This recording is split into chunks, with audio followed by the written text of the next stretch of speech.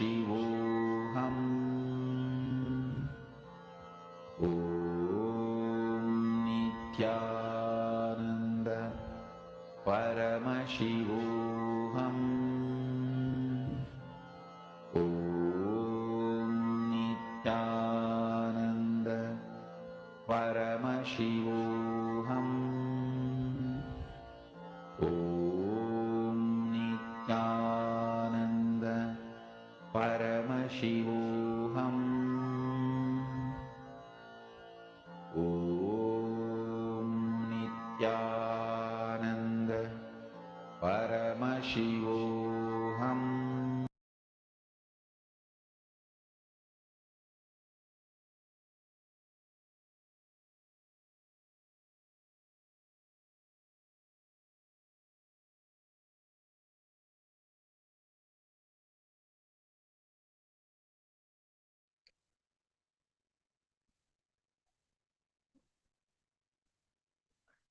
Yes.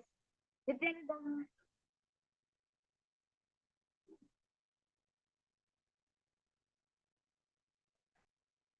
Nithyanandam to all the participants and all the viewers who's watching us live right now. We'll be now starting the Nithyananda. I complete for all of you for the 10 minutes delay which has been caused. So all the participants are waiting because we're facing some technical issues. We'll be starting the yoga right now. So I request all participants now sit in a comfortable position with your head with the spine straight line. Bring your arms, bring your palms together with your heart namaskar mudra. Close your eyes. Let us now chant the Sadguru Vajram, invoking the grace and blessings of Swamiji. Nithyanandam Paramasukadam Kevalam Jnanamurtim Dvandvatitam Gagana Sarusham Tattvamasya Ekam Nityam Vimalamachalam Sarvadi Sakshibhutam Bhavaतीतं त्रिगुणरहितं Sadgurum Tam Namami. The next is the Shiva Moola Mantra. So we'll be chanting the Shiva Moola Mantra 11 times internally. Om Ha Shivaya Namaha. Om Ha Shivaya Namaha. Om Ha Shivaya Namaha. Om Ha Shivaya Namaha. Om Shivaya Namaha. Om Shivaya Namaha. Om Shivaya Namaha. Om Shivaya Namaha. Om Shivaya Namaha. Om Shivaya Namaha. Om Shivaya Namaha. The next is the visual frequency of the body. So I request all the participants now with the right hand, feel the shape of the cows here, the coconut here.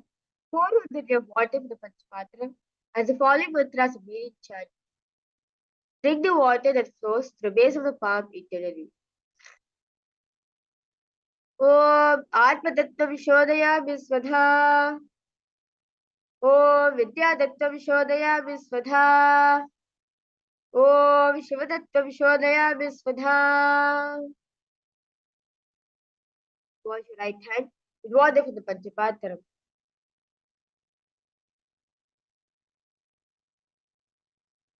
Now, with the tips of right hand, now with the base of right hand up, hold the hands of right hand left of the lip, chanting the following mantra internally.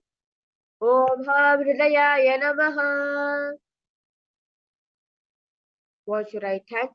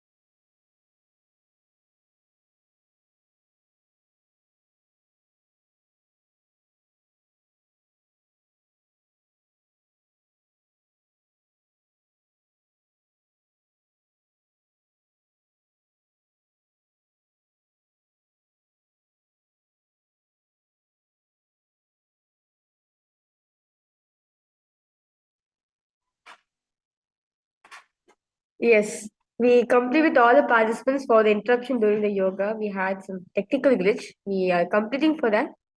We'll be now resuming back with the Tattvachmanam.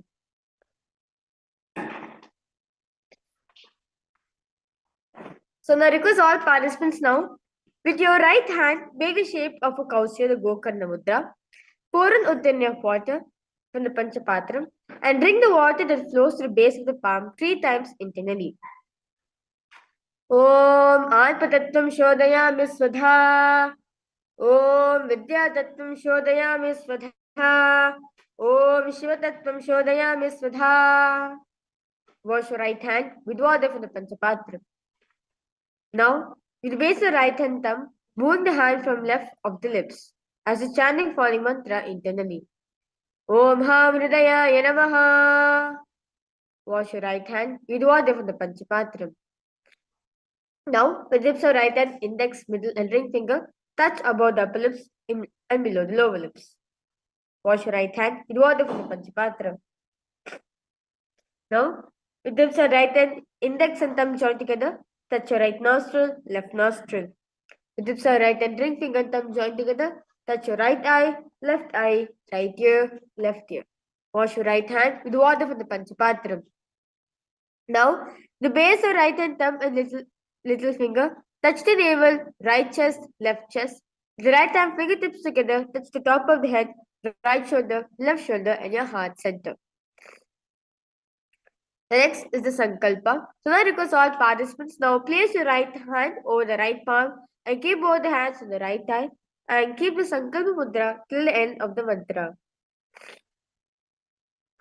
तमोपात समस्त दुरिताक्षयद्वारा भगवत् श्री नित्यानंद परम शिव प्रीत्यर्थम श्री नित्यानंदेश्वरी परम शिव शक्ति समेता श्री नित्यानंदेश्वर परम शिव प्रीत्यर्थम च शुभे शोभने मुहूर्ते अद्य ब्रह्मणः द्वितीय परार्धे श्री श्वेतवराह कल्पे वैवस्वतमन्वन्तरे अष्टाविंशतितमे नित्ययुगे प्रथमे पादे जम्बूद्वीपे भारतवर्षे भरतखण्डे मेरोः दक्षिणे पार्श्वे शखाब्दे अस्मिन् वर्तमाने व्यवहारिके प्रभवादीनां षष्ट्याः संवत्सराणां मध्ये शोभकृतनाम संवत्सरे उत्तरायणे श्रीलक्ष्मी वेंकटेश ऋतौ मघामासे शुक्लपक्षे चतुर्दश्यां शुभदितौ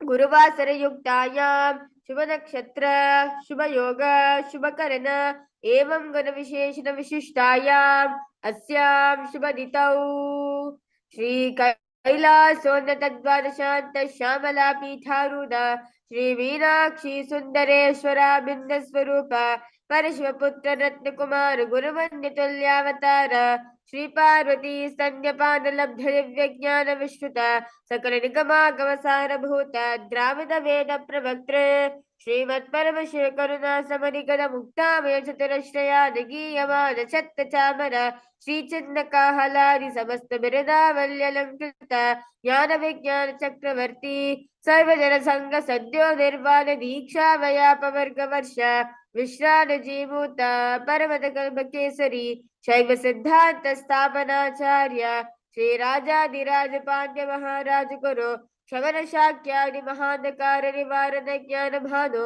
वीक्षणा निर्हार ध्वजोच्छेदन पूर्वक श्रीमद वृषभध्वज स्थापक शैव समय कर्त्रे सर्वज्ञ पीठारूढ़ श्री जगद्गुरु श्री ज्ञान संबंध देशिक स्वामी वागीश सुंदर माणिक्य वाचक स्वामिना अवतार भूत श्री ज्ञान संबंध स्वामी पुनरुद्धृत श्यामला पीठ सर्वज्ञ पीठ त्रिनवद्युत्तर द्विष्णव गुरु महासन्निधान अर्णगिरि योगीश्वर परंपरागत अरुणाचल सर्वज्ञ पीठ गुरु महासन्निधान कैलास परंपरागत कांची कैलास सर्वज्ञ पीठ त्रयस्त्रिंशदुत्तर द्विष्णव गुरु महासन्निधान नित्योत्सव नित्य मंगल नित्य कल्याण नित्य रचित कैलास परंपरागत आदि कैलास नित्यानंद पीठ महासंस्थान महासुभाद्र पीठ कर्तृ साक्षात श्री परम शिव समुद्भूत कैलास परंपरागत वैवस्वतमनिक्ष्वाक हरिश्चन्द्र भगीरथ श्रीरामचन्द्र सूरसेन इत्यारन्वच्छिन्न सार्वभौम चक्रवर्ति परम्परागत चतुष्षष्टि योगिनी मंदिर चतुष्षष्टि संप्रदाय प्रवर्तक धर्म शासन सूर्यवंश प्राप्त सर्वज्ञ वीर सुराज्ञ साम्राज्य मूढ़ाभिषिक्त चूड़ामणे साक्षात् श्री परमेश्वर समुद्भूत कपिल महागुरुपद रुद्रत महानिर्वाण पीठ अष्टोत्र सहस्र श्री महामंडलेश्वर साक्षात् श्री परमेश्वर समुद्भूत श्री महागणपति समारंभ हनुमच्चिन्द पीठाधीश्वर गुरु परंपरा प्राप्त अतल पीठ अष्टोत्र सहस्र अष्टोत्र सहस्र श्री अतल पीठाधीश्वर धर्म मुक्ति स्वर्गपुर स्वर्ण पीठस्य त्रयोवंश गुरु महासंनिधान कैलास परंपरागत आदिपीठ सर्वज्ञ पीठ जगत गुरु श्री कैलास पुनरुद्धारक श्री कैलास परमाचार्य श्रीमद परमहंस परिव्राजकाचार्य वर्य सच्चिदानंद प्रणव स्वरूप श्रोत्रिय ब्रह्मनिष्ठा श्रीमद जगत गुरु श्री भगवत श्री नित्यानंद परम शिव श्री ज्ञान संबंध देशिक परमाचार्य स्वामिना प्रीत्यर्थम तेषां पादारविन्दयोः भक्ति सिद्ध्यर्थम गुरुकृपाकटाक्ष सिद्ध्यर्थम क्षेमस्थैरवीरविजयारोग्य ऐश्वर्याणाम् अभिवृद्ध्यर्थम धर्मार्थ काम मोक्ष सर्वपद पुरुषार्थ सिद्ध्यर्थम समस्त दुरितोपशान्त्यर्थम समस्त मंगलावाप्यर्थम भगवत श्री नित्यानंद परमेश्वर प्रसादेन पूर्ण आरोग्य युक्त दिगात्र यौगिक शरीर सिद्ध्यर्थम परम शिव शक्ति आविष्करणार्थम सगुणमस्य ज्ञानवैराग्य जीवन मुक्ति प्राप्त्यर्थम नित्यानंद योगाभ्यासं करिष्ये. What should I thank with water for the Panchapatra? Om Apopasprisya.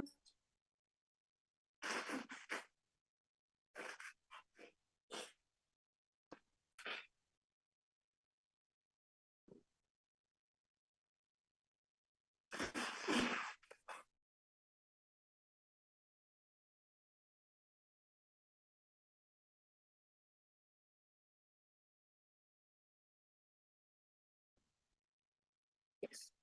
It is beautiful introduction all of us got. Let us now start with the Nithyananda Yoga by doing the first asana. First asana is Sukhasana. Now, sit in comfortable cross-legged position with your head, neck and spine straight line. Bring the index and thumb joined and touching each other. Place them on top of the respective knees in Bindu Mudra. Engage in all three bandhas. Visualize Paramashivoham in your inner space. Repeat Soham in your throat center. Sukhasana. तत्सुखासनम् इत्युक्तम् अशक्तस्तत्समाचरेत् आसनं विजितं येन जितं तेन जगत्त्रयम्. Next asana is Parvatasana. Now bring the legs into Padmasana. Bring the palms together and raise them up above the head. Keep the elbows straight. Engage in all three bandhas. Visualize yourself as Mount Kailash. Parvatasana. अतवक्षे Mahadev पर्वतासන Mangalam यकृत्वा श्रीरूपी सच्चक्रादि विलोपनम. Next asana is Hadipavasana. Now bring the soles of feet together in front of you. Hold your left hand by the right in Shabri Mudra. Place the forehead on the ground behind the heels. Engage in all three bandhas. Gaze at the nose. Halipavasana. Purvamiriyahu me jhano bhebakri sampridhano. Next asana is Nagipavasana. Now remain safe position. Stretch the hands out in front of the feet and cup the palms, making a hollow. Engage in all three bandhas. Gaze at the nose. Visualize yourself as a snake. Nagipavasana. पूरब प्रयागा नीचो होई कहूनि बना से लगाई हाथ आगा ने धरती लगा में प्रसार दो हाथ की अंजुनि करे. Next asana is Kokilasana. The hold the big toes with index and middle finger. Stretch the legs straight out upwards and cross them into Padmasana. Lean forward and down onto your elbows. Engage in all three bandhas. Visualize yourself as a bird. Kokilasana. अतः निराश्रम वक्ष्य येन सिद्धो भवेदरः अकस्माद् संचारं कोकिलाख्यासनेन च.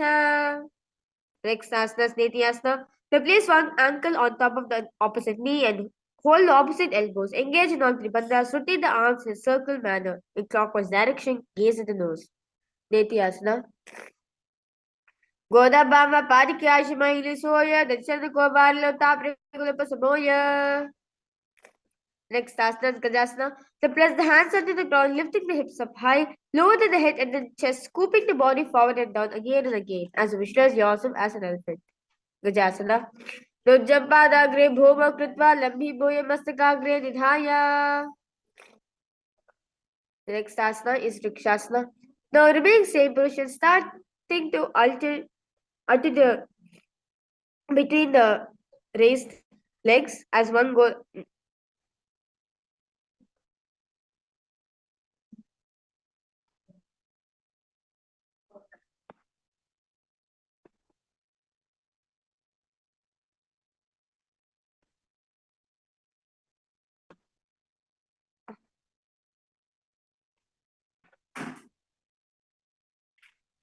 Now alternate pressing the heel of one foot into the ground while lifting the other heel up. Repeat like this again and again. Rikshasana. Ekekam parama kunjagajasam kurya rikshasanam bhavati. Next asana is Vaishasana.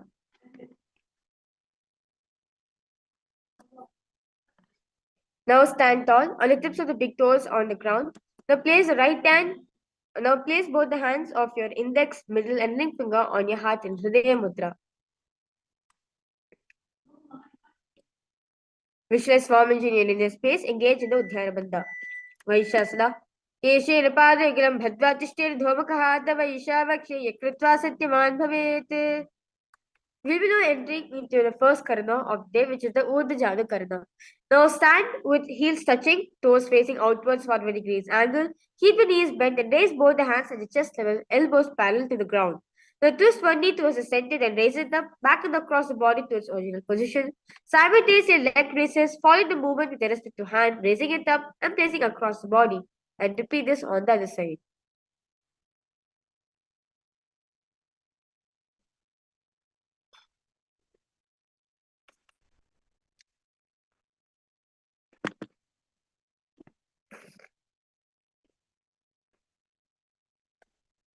Next asana is Balalingasana. Now interlace the fingers from outside it. Hold onto your knee, pulling it up towards the chest. Keep the spine still, engage in all three bandhas. Visualize yourself catching a baby. Balalingasana. Ekam janurshya lingya statavyam balalinganam bhavati. The next asana is Paripedasana.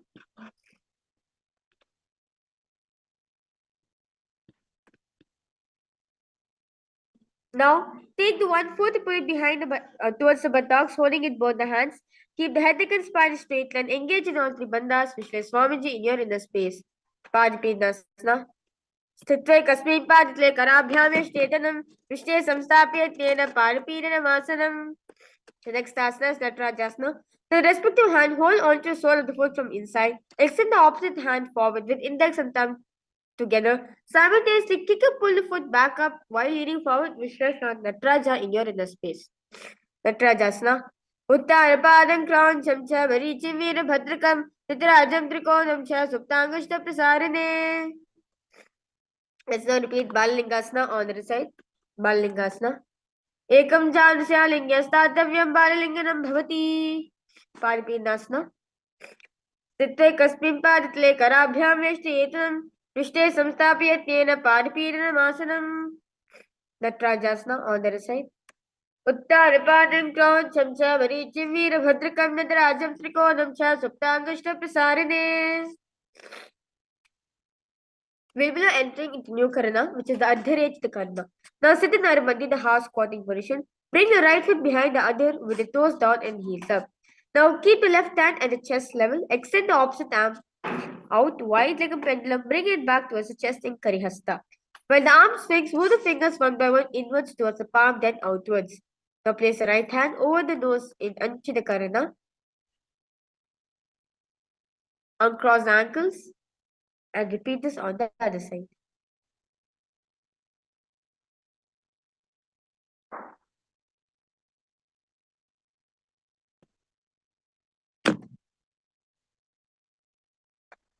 We will be now entering into the next powerful meditation, which is a skeleton dance.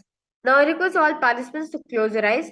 Visualize yourself as a skeleton and shake the body as intensely as possible as we do the skeleton dance.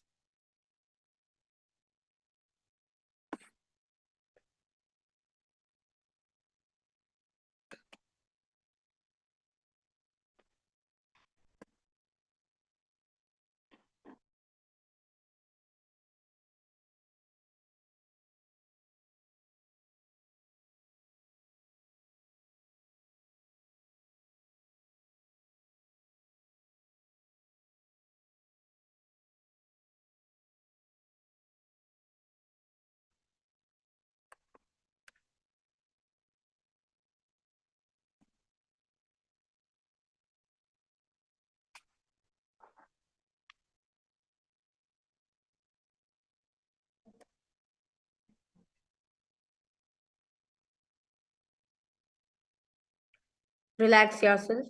Walk front and back in your mat.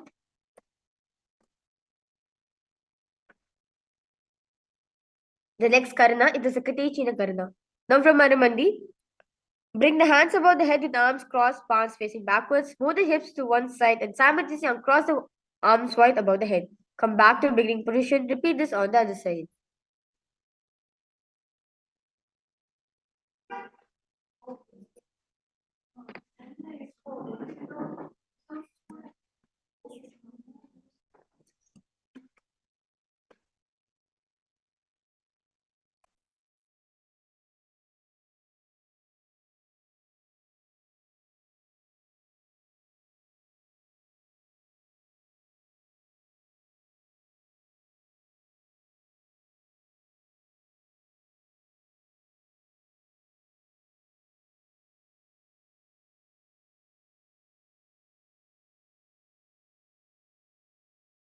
The next asana is Tadasana. Now stand tall and tips of the toes. Raise the hands up above the head beside the ears. Engage in all three bandhas. Visualize yourself as a palm tree. Tadasana. Mahamudra Kono Tadasana Bhilikalu Tamsda Korea Rantarvatni Varipriya. The next asana is Uttanasana. Then from standing position, lean forward and down. Bring the hands flat to the ground. Engage in all three bandhas. Bring the forehead towards the knees. Uttanasana. Mahamudra Kono Tadasana Bhilikalu Tamsda Korea Rantarvatni Varipriya. The next asana is the Rakshasana. Now keep the hands flat on the ground, shoulders width apart. Step the feet back, keeping the toes on the ground. Tuck the chin to the chest in Janarbandha. Rotate your head from side to side. Trikshavasana. Gajasana sthitva mastakam varam varam. Dakshakuksham savakuksham naye trikshavasana bhavati. The next asana is Bhujangasana.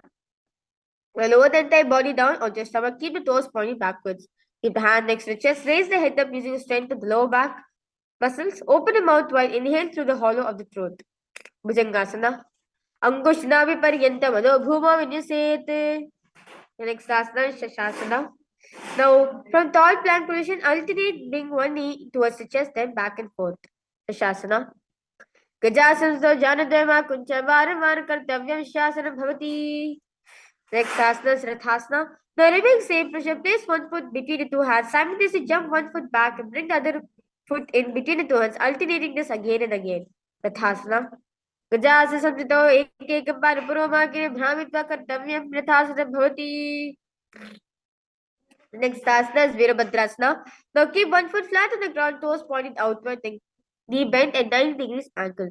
Extend the other leg back, keep the knees straight, toes pointed up at 45 degrees angle. Raise the arms up partly beside the ears, pull the stomach in up in Uddiyana Bandha, gaze at the third eye. Virabhadrasana. Vashishvata Kondinya Bodhakukram Evacha. Let's now repeat Virabhadrasana on the other side. Virabhadrasana. Vashishtamata Kondinya Bodhakukram Evacha.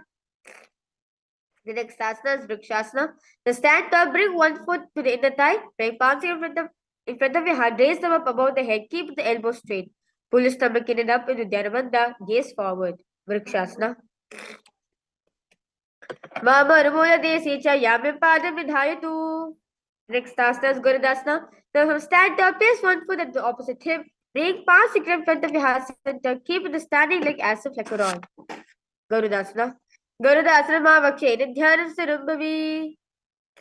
Let's now repeat Vrikshasana on the other side. Vrikshasana. Vama Ramula Desecha Yamyam Padam Vidhayitu. Next asana is Gurudasana on the other side. Gurudasana Mavakshe Nithyananda Rumbhavi. The next asana is Trikonasana.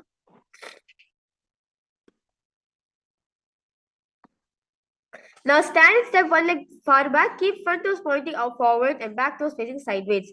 Keep the arms straight. Bring the front arm down towards the ground beside the foot, while other arm is extended towards the sky. Trikonasana. Uttara Padam Crown Samchamani Chivira Bhadrakam. Let's now repeat Trikonasana on the other side. Uttara Padam Crown Samchamani Chivira Bhadrakam. The next asana is Angushtasana. So we are entering into a new karana, which is the Nikutaka karana. Now, Southern Narumandi, the half squatting position. Now, place both the hands parallelly facing each other, bring them at the chest level. Now, raise one leg towards its toes and simultaneously switch between the foot, and as this leg movement is being done, switch the hands between the switch the place between the palms. One goes up, another goes down in Nikutaka Karna.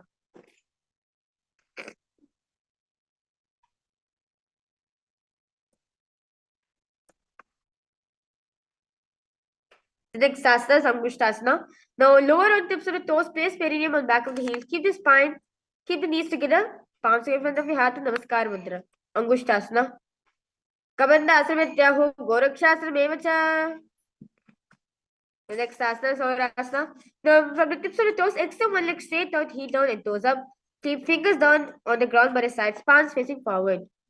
Prasarekam Padlam Samstapet Parakam. The next asana is Virudasana. Now remain same position with respect to hand. Reach forward and down. Hold the big toes and index and middle fingers. Keep the opposite hand on the back of the heel. Virudasana. Golpasta Paramekam Prasarya Tatpadakam Sarvasya Tatkarena. Let's now repeat Saurasana on the other side. Saurasana. Prasarekam Bharatam Samstapyat Padakam. Virudasana. Repeat it on the other side. Gulpasno Paramekam Prasarya Tatpadakam Sarvasya Tatkarena. Next asana is Brahmajirakushasana. So keep toes on the ground, place perineum on top of the heels. Keep the gap between the legs. Back of the hands resting on the sides. Still the head down, gaze through the gap between the palms. Brahmajirakushasana. Do parapani hoi vese, do gnani vese. The next asana is Kapilasana. Now place knees on the ground with toes tucked behind, sitting perineum down on the heels. Rest the hands on top of the thighs. Pull the stomach in the Uddiyana Bandha. Gaze at the nose. Kapilasana. भेद पकड़ने समय ठहरावे तेरे को बाहिर को और मिलावे. The next asana is Bhadrakorakasana. To remain same position, switch the gaze to the third eye. Release Uddiyana Bandha. Engage the Mula Bandha by sucking the perineum in. Bhadrakorakasana. Dovo pagni samta kare Gaurava Libhu Pradare. The next asana is Suryasana. Now sit with toes tucked perineum place on top of the raised heel. Knees up from the ground. Now bring the thumbs and little finger together, opening up the palms in Padma Mudra. Raise the arms straight up above the head, gaze through the hole between the palms. Suryasana. Eridogudadriyane Panapane Bherigulitane. Next asana is Mandukasana. Now sit with toes flat on perineum on heels. Keep the hands on top of the knees. Lift the tongue up against the roof of the mouth. Catch the nectar of immortality dripping from your Sahasrara chakra through your frog-like tongue. Mandukasana. Padada Prishadesha Angushtetvecha Sanspashed. The next asana is Uttara Mandukasana. Now remain same position. Keep the hands in the back, holding the head with the elbows and lift the tongue against the roof of the mouth in Mandika Mudra. Uttara Mandukasana. Mandukasana Madhyastam Purprabhyalinam Shiraha. Next asana is Simhasana. Now cross the ankles, sit on the feet, keep the knees wide open, fingers spread on the top. Now open the mouth wide, stick out the tongue, exhale forcefully. Gaze the tip of the nose, repeat this several times. Simhasana. Dakshinam Sarva Gulpena Dakshine Tetaram. Next asana is Bhadrasana. Now sit on the heels under the perineum and knees wide open. Cross the hands behind the back and hold the big toes in Pranamudra. Apply Jalandhara Bandha. Gaze at the nose. Bhadrasana. Gulpoch versus Yada Yukramena Samahitaha. The next asana is Kakabhushandhyasana.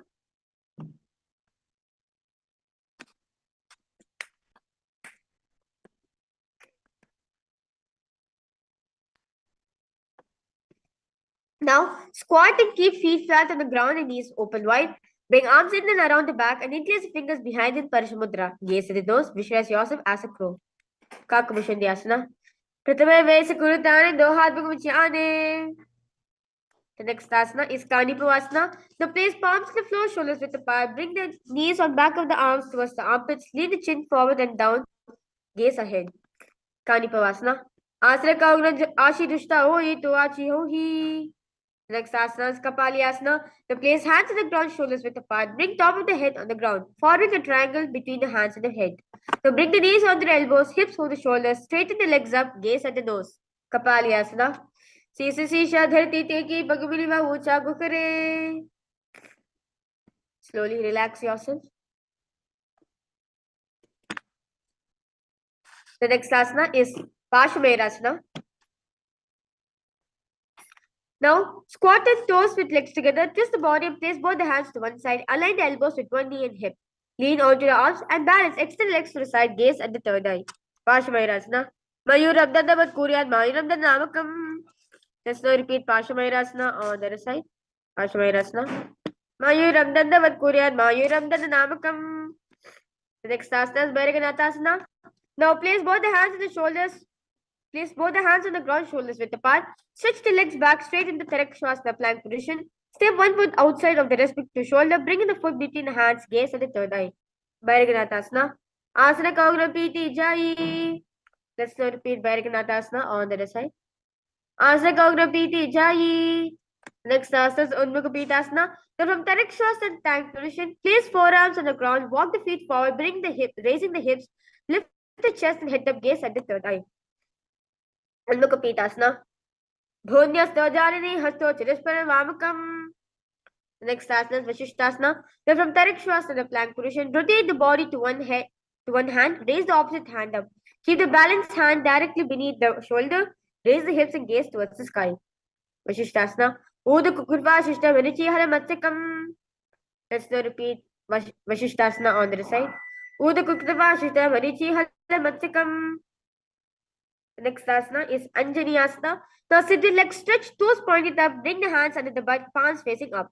Keep the spine straight, elbows to the body, tuck the chin to the chest in Janarabandha, gaze at the nose. Visualize yourself as Lord Hanuman. Anjani Asana.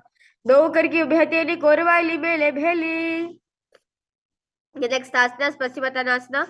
Now sit the legs stretched out, bend from the waist, hold the big toes, index and middle finger, bring the chest to the thigh, head to the knees, engage in all three bandhas. Paschimottanasana.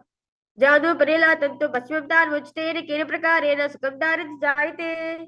Next asana Ugrasana. That's it. Now remain safe position. Clasp the hands behind the head in Parishamudra. Lean the chest forward and down. Bring the head to the knees. Engage in all three bandhas. Visualize Goddess Kali in your inner space. Ugrasana. Tapa Nithyananda Nitva Janu Parishuroniset. The next asana is Marichi Asana. Now sit the legs extended. Bring one heel to the groin, knee raised. Reach the arm in and around the raised knee. Clamp the hands behind the back in Parishamudra. Bring the chest to the thigh, head to the knee. Visualize H Manichi in your inner space. Uttarapanam crown Chamcha Manichi Veerabhadrakam. The next asana is Mahamudrasana. Now let the knee fall to the side on the ground. Reach and hold the foot, keeping the leg straight. Bring the chest forward and down. Engage in all three bandhas. Gaze at the nose. Mahamudrasana. Dava Pugamodi Edi Mahilam Gulpamada Niche De. Let's repeat Manichi Asana on the other side. Visualize H Manichi in your inner space. Uttarapanam crown Chamcha Manichi Veerabhadrakam. Mahamudrasana on the other side. Visualize Swamiji in your inner space. Dava Bhagavani Edi Mahilam Gulpamada Niche De.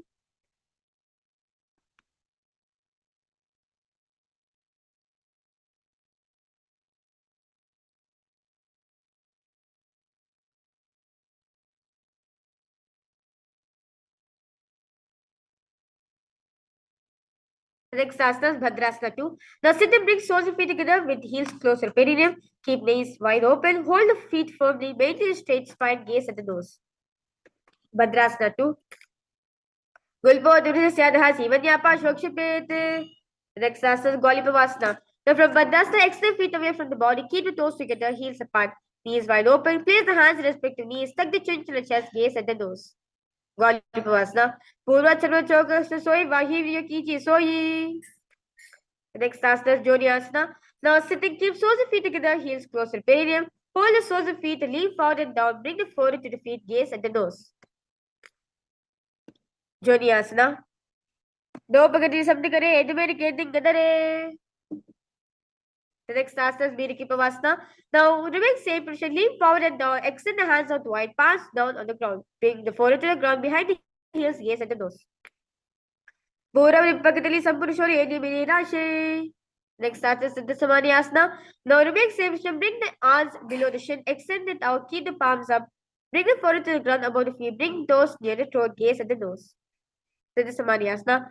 Now Pagdi Samdikare Sole Vedaga Medhare. Next asana is Chiriki Pavasana. Now remain same position, hold the feet and open them up. Bring soles towards the sky. Keeping back of the hands to the ground. Now slowly press the elbows in your thighs towards the knees. Gaze at the nose. Slowly open up your feet as if you're opening a book using your hand.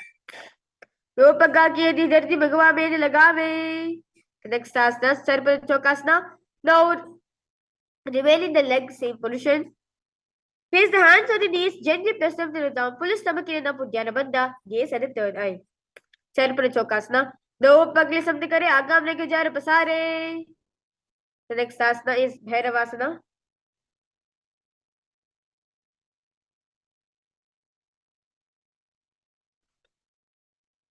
Now, sit and bring soles of feet facing together, knees wide open. Lift the heels up, bring the toes down onto the ground. Keep the knees on the ground, pull the stomach in and up, Uddiyana Bandha. Raise the hands and the knees in Bindu Mudra. Gulpa Sambhira Cha, Nyonya Krimino, the Namchanehi. The next asana, Samanasana. Now sit with one heel at the perineum, lift and hold the other foot, pulling the sole of the foot onto the chest. Gaze at the third eye, hold the breath in Muladhara Chakra. Samanasana. Samanasana Vakshe Siddhamantrari Sadhanath. Next asana, Sapanasana. Now sit in place, one leg on top of the rest of the shoulder, place the other foot upwards and straighten. Keep the hands on the ground at the sides, gaze at the third eye. Sapanasana. Kevalam Barmay Kanjas Kande Charopi Yatadaha. Let's now repeat Samanasana on the other side. Samanasana. As visualize Swamiji in your inner space. Samanasana Vakshe Siddhamantradi Sadhanath. Apanasana, repeat it on the other side. Visualize, continue to visualize Swamiji in your inner space.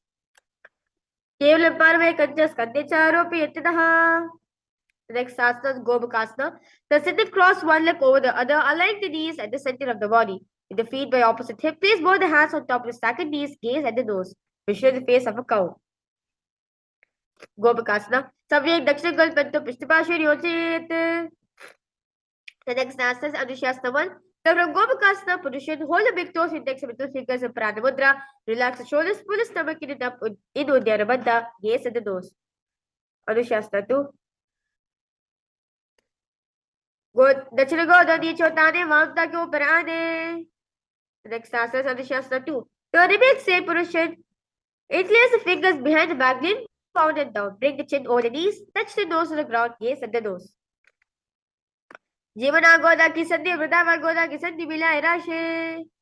The next asana is Garudasana 2. Now sit on the ground with one heel press against the perineum. Keep the opposite foot on the ground in front of the other.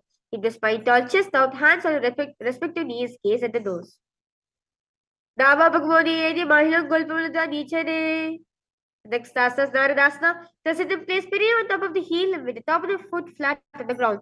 Place the opposite foot on the ground in front of the opposite foot. Interlace the fingers behind the neck, twist outside of the raised knee, gaze at the third eye. Visualize Narada in your inner space. Pishti Jumam Bagli Ker Gobri Dahilaga Viperi. The next asana is Matsupidikasana. Now place one foot on top of the opposite thigh. Wrap the respective arm around the knee. Holding onto the opposite shin. Extend the opposite hand straight. Hold onto the big toes with index and middle fingers. Gaze at the nose. Vame Navama Gushtantu Grita Matsupitakam. Let's now repeat Gomakasana on the other side. Gomakasana. Visualize the cow's face in your inner space. Savya Dakshigal Bento Pishtavashan Yojit. The next asana is Anushasana 1. Visualize Rishikansuya in your inner space. Dakshina Goda Nichotani Vamta Ko Parane. The next asana is Anushasana 2. Continue to visualize Anushya, Rishika Anushya in your inner space. Jivana Goda Ki Sandhi, Vridava Goda Ki Sandhi. The next asana is Garudasana 2. Visualize Lord Garuda in your inner space.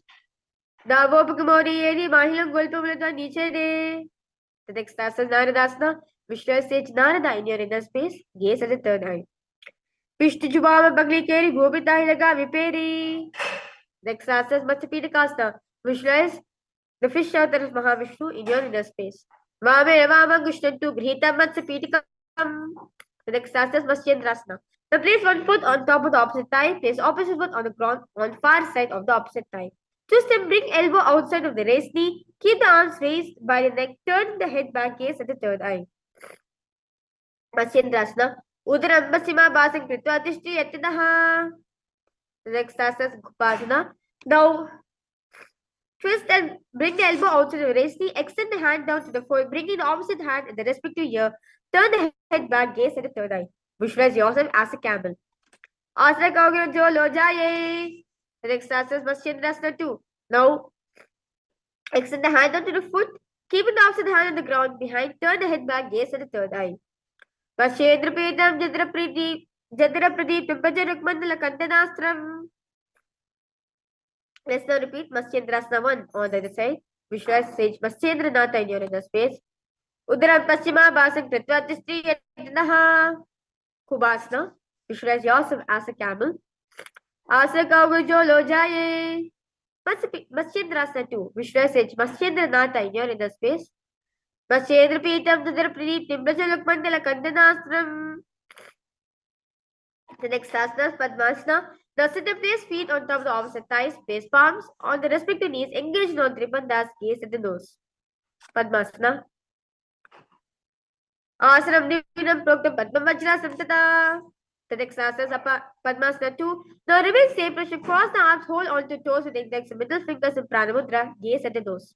Uttana Chana Krutta Rusansta Priyatadaha. Next asana is Kukutasana. Now sit and place feet on top of the opposite thighs. Place palms on the ground between the two thighs. Lift the body up. Kukutasana. Padmasana Sanstapya Nanavaranti Rekarau. Next asana is Bhandikeki Asana. Now sit and place. Now raise on to the knees. Place the palms on the ground. Fingers pointing towards the perineum. Keep the elbows together. Press against the navel. Lean forward. Find the balance. Extend the feet off from the mat. The Ramashtami Kriti Edku Pristavinami Pashasvaha. Next asana is Pashvarasana. Slowly extend the legs. The next asana is Mayurasana. Now extend the legs up off the ground. Visualize yourself as a peacock. Adavakshay Mahadeva Mayurasana Muttamam. The next asana is Makarasana. Now lay down on stomach with feet pointing outwards and forward on the mat. Increase the fingers behind the neck and hold in Parishamudra. Adhyashete Hridam Nidaya Bhomajapadacha Prasarimano. The next asana is Shabhasana. Now lay on your stomach, place the hands on the ground beside the chest. Raise the legs up, bringing your thighs off from the ground. Adhyashete Karmavak Chabonastabik Rosalabhyam. Next asana is Ushtrasana. Lay down on the stomach, bring the hands through the feet. Pull the feet down towards the ground outside of the hips. Ushtrasana. Adhyashete Pargamashtam Pishtendidayabhidam Karabhyam. The next asana is Dhanurasana.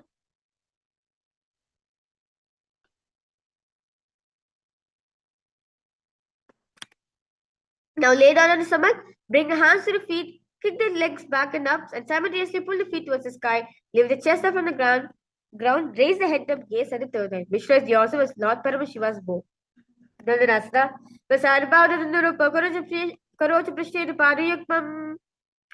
The next asana is Bhagasana. Now sit on both the knees with the head, neck, and spine in straight line. Raise the palms down on top of the thighs, gaze at the third eye. Bhagasana. उल्टा मोदी पावरो वैसे भरो जिक्र एक वैसे.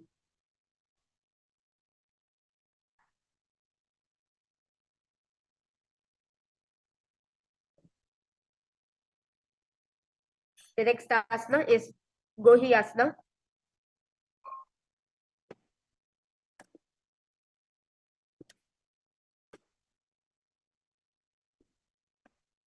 Now, from knees, place forearms on the ground, fingers interlock between their shoulders width apart. Now, place top of the head on the ground, holding it back of the head with the hands. Walk the toes forward until the hips align with the shoulders. Lift the feet up, keeping the knees bent together against the chest, touching the chin, gaze at the nose. Gohyasana. दो हाथ तक की कहूनी जो प्रेहा कलाय जाने दो ये. Next asana Sirsasana. Now slowly extend the feet up straight into the sky. Viparitam Mandalancha Videjvilitam Minaha. Next asana is Bodhyasana. Now sit with hands. Now sit with hands behind the calf. Stretch the legs up. Bring forehead to the knees. Come to vertical position with the legs. Bodhyasana. दो हाथ ऊपर आने गोदा दे काक सीधा ने. Next asana is Parigasana. Now sit and extend the legs up at 45 degrees angle. Bring the hands behind the whole opposite shoulders. Keep the chest upright, chest, legs straight, toes pointed. Uttana Shayanam Krita Parumlita Prasarya.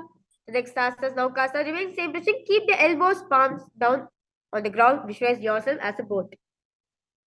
Uttana Shayanam Kurpra Vyabhunashtabhyastanitam Nidhaya. The next asana is Rudrasana. Now sit and lift the feet up, scoop the hands under the heels, pull the feet towards the chest, Keep the spine upright, gaze at the nose. Rudrasana. Pakadre samdikere hatasya pagochayi. The next asanas, Undakapitasana 2. Lay down, back with the feet flat on the ground. Place palms down, fingers just touching back of the heels. Lift the hips up high, pressing the feet into the ground. Tuck the chin to the chest and gaze at the nose. Udvejani krutva shaidbhavakam tatha. The next asana, Shivasana. Now lay down on the back with palms facing upwards, completely unclutched from all any micro movements of the body and the mind. Let the body remain there. Shivasana. Adashavasanam. Uttanam Shavavad Bhumo Shayanam Tishavasanam Shavasanam Shtatiharam Chittam Rishtanti Karakam.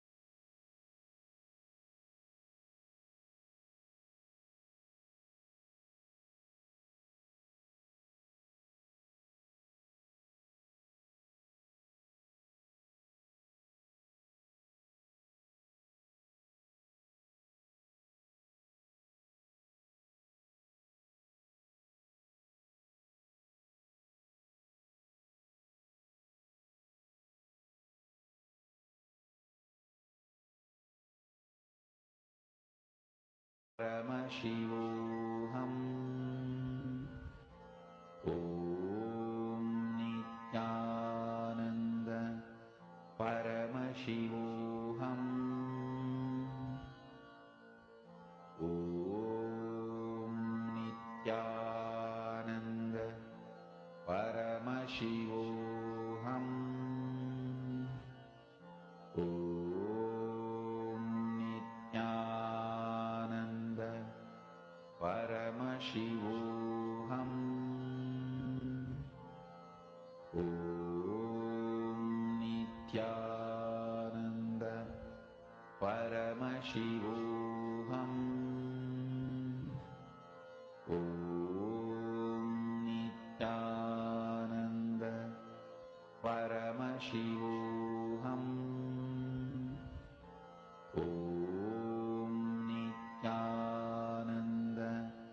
Paramashivoham. Om Nithyananda. Paramashivoham.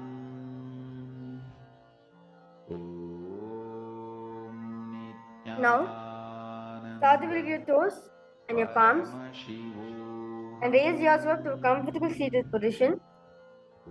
Yes. Congratulations for all the participants. You have successfully completed the 108 asanas of the Prithvinyasa Krama.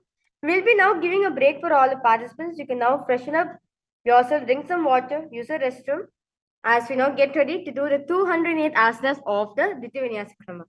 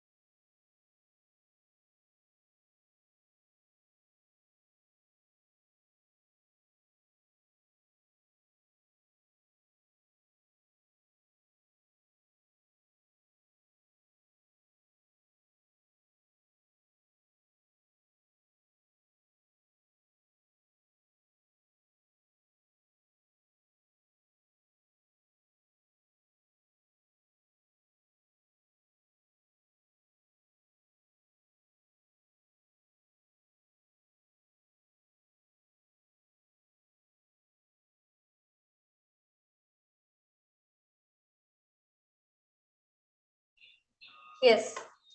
Nithyananda to all the participants and all the viewers who's watching us live right now for the Nithyananda Yoga. That was a very beautiful 108 of such a sequence all of us just did. Well, why is it now? Many of you are asking a question. This 108 itself, how we are managed, this 108 asanas itself is quite difficult for us. What about the 208, the 308 of the Nithyananda Krama? How are we supposed to do that? If you're not able to do this, understand only when you push your body, only when you push yourself for doing this yoga, you will see you'll have experience. You will see that you'll experience the highest state of consciousness, highest communion. As all of us learn that how to awaken this cosmic DNA within ourselves. It is possible through the Nithyananda Yoga. Why? As all of us also learn that your consciousness has the ability to change, alter, intervene the very DNA itself. Your consciousness has the ability to change the very DNA code itself into the cosmic DNA. When you're doing Nithyananda Yoga, understand you are unclutching, meaning you are not limited to just one body. You are going beyond the body, which is consciousness. Understand? Only when you realize that you are consciousness, you will see very smoothly be able to all the asanas.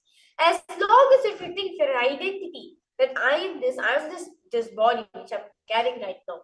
If you limit yourself to this body, you will see how you will see that between all the asanas, for example, even the hardest asanas such as Buddha asana, which you're going to do the headstand position, or the vriksha or the vrishtikasana, the scorpion posture, or the vrikshasana, the handstand position. You may not be able to do, you may not be able to find a balance. Why? Only when you unclench from this identity and become one with the consciousness, as all of us learned yesterday, that consciousness is constant. Anything from consciousness space, it is a side effect of it. But consciousness is constant, it's the same for everyone. As all of us learned very beautifully, that all our DNA is connected to the consciousness. The consciousness is same for every single being. It's not this different. But the DNA which all of us are carrying is unique for each and every one of us. The DNA decides who we are. The DNA decides how we're going to be, how we're going to look. So understand, each and every being has a different DNA within themselves.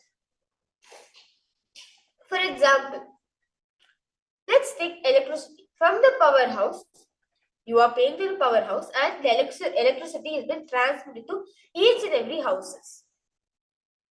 Now understand, each and every houses is one DNA which is unique. Now all this DNA is infused, now all these houses is being supplied to the one source current, which is the powerhouse. Same way, all your DNAs are connected to one thing, which is consciousness, which is universal.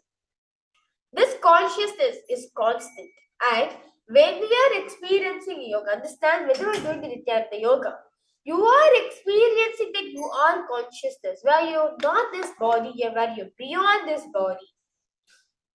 So request all participants to join us. We also will be continuing now with the 208 asanas. If you're not able to do any of the asanas, do not worry about it. Try.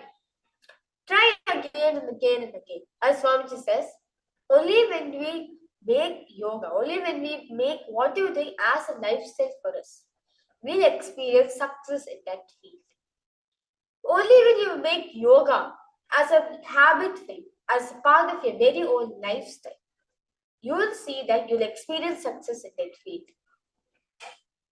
So first and now, I request all participants to post your experience on the 108 asanas. How is it for all of you? Today is the day 6 of the Paramashivoham program.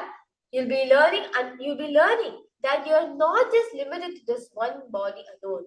You have 25 different identities which is happening simultaneously, synergistically, instantly, spontaneously, without any conflicts or incompletion or worry. There are 25 different identities which you have inside of you, which can work all together, which can exist in coexistence. How can we awaken this in all of us? How can we experience this? It's only when we awaken the DNA. As yesterday, all of us got awakened our cosmic DNA directly from Swamiji. In today's session, throughout the whole day, you will be understanding more deeper truths on how these 25 identities of us can work simultaneously without any conflicts or incompletion, conflicting with each other. So in Nithyananda Yoga, you are also going to experience the same very thing. Yoga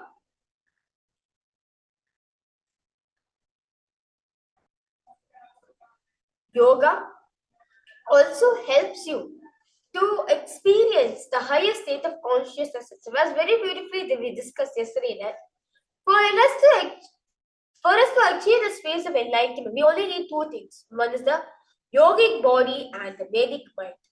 Yogic body is needed only when you train your body by doing all these asanas, the pranayamas, the mudras, the bandhas, this whole Nithyananda yoga structure. Only when we practice and do the yoga every single day, you are aligning your body to the cosmic geometry, which is Paramashivoham himself. Where this body is not aligned to our peak possibility, where this body is not aligned to our identity which we carry, but to the identity of Paramashiva, the cosmic identity, the cosmic geometry, which is the Shri Yantra. Understand?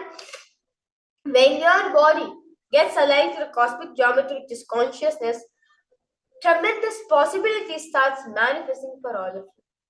Along with that, you also need the Vedic method, where you will be having the ability to digest the powerful cognitions, the truths, the clicks that Swamiji is revealing the satsang very beautifully, like all of us yesterday had the learned about the cosmic DNA, how consciousness can alter very DNA. Understand? By understanding these subtler truths in your brain growths awakened in you. Once your brain goes awakened, you will see you'll become more intelligent. You'll experience breakthroughs in many fields of life, such as health, wealth, relationship, in your career. In every single field, you'll experience tremendous breakthrough in that field. So understand, just by doing Nithyananda yoga, it is going to help you by achieving enlightenment, because you're physically training that body to hold, to store that energy inside of you. So request all participants, try your best. If you're not able to do the 12 components, try to do. You can start with doing with 2 components together, then slowly starting with 4 components together, then slowly starting with doing all the 6 components and 8 components, and you'll see at the end of the day, you will be able to do 12 components at a time. These 12 components are nothing but to remind us continuously that we are Paramashivoham, we are not this identity which we carry. It is only to remind us to disconnect from this identity. That is why specific visualization is being given for each of the asanas, where even a single moment of time, you are not going back to your mind, to your identity which you carry, but you're holding on to the cosmic identity, which is Paramashiva, which is there in all of you. So request all participants, try your best. Even if you're not able to do it, try it again and again and again. Only when we try to do the 12 components, you will see, you will experience tremendous breakthroughs in your life. Not just physical alone. Mentally also you'll have breakthrough. Neurologically also you'll have a breakthrough. Every single level in your life, you will experience tremendous breakthroughs in yourself. So, because all participants and all viewers who are joining us right now for the program, I welcome all of you for the Nithyananda yoga. I request all of you to go change your clothes. It's not too late. We still have the Nithyananda asanas to be done.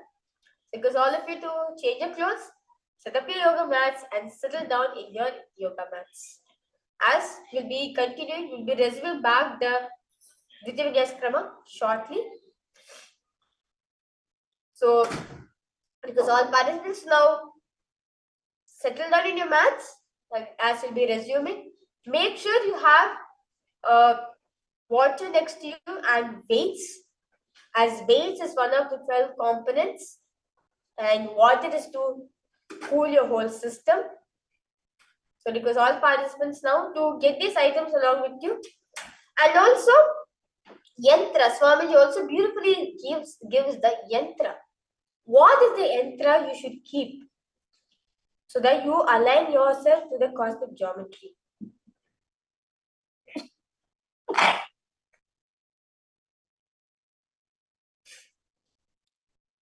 Yes.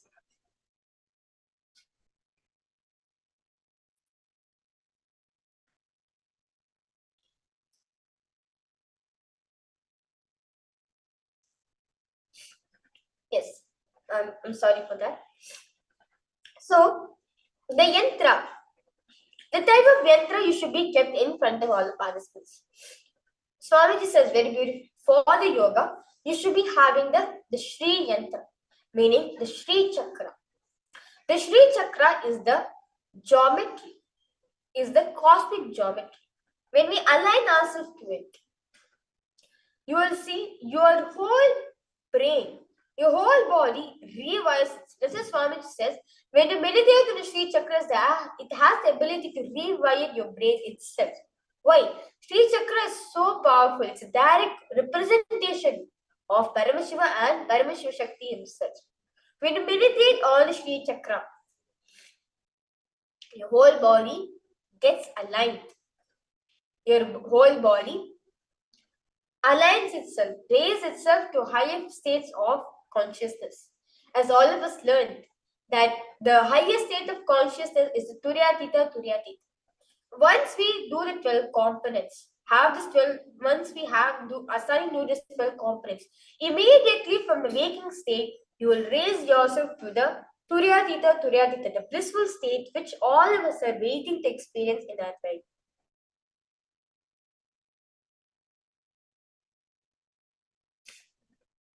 Yes. So now, while doing the Nithyananda Yoga, I request all participants, if you have the Sri Yantra card, I request you to place in front of you as that Sri Chakra is gonna radiate so much of energy. It's just gonna raise the level of frequency in your system, and you'll see you'll experience tremendous breakthroughs in the field of yoga. Not just yoga, in just by doing the Nithyananda Yoga, you'll experience to manifest all the realities which you want to manifest. Swamiji says very beautiful. Yoga is not just for stretching your body or stretching your muscles and awakening all these things. No. Yoga is for you to experience the state, space, powers, being, and super consciousness of Paramashiva.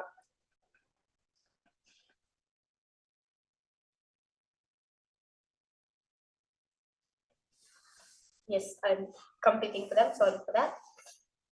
So, yoga is for us to experience the highest state of consciousness, where we express the state, space, powers, being, and super consciousness of Paramashiva. But what is the difference between the normal yoga which we do and the Nithyananda Yoga? See, understand, when any of the yoga which is being done, your body is like a banana, it's so sensitive like a cotton. If you, let's say, if you soak cotton in a honey, the cotton will be completely soaked in honey. Same way, if you soak the honey in oil, the cotton is going to be completely soaked in oil. In anything which you keep the cotton soaked, it's going to absorb it completely. Same way,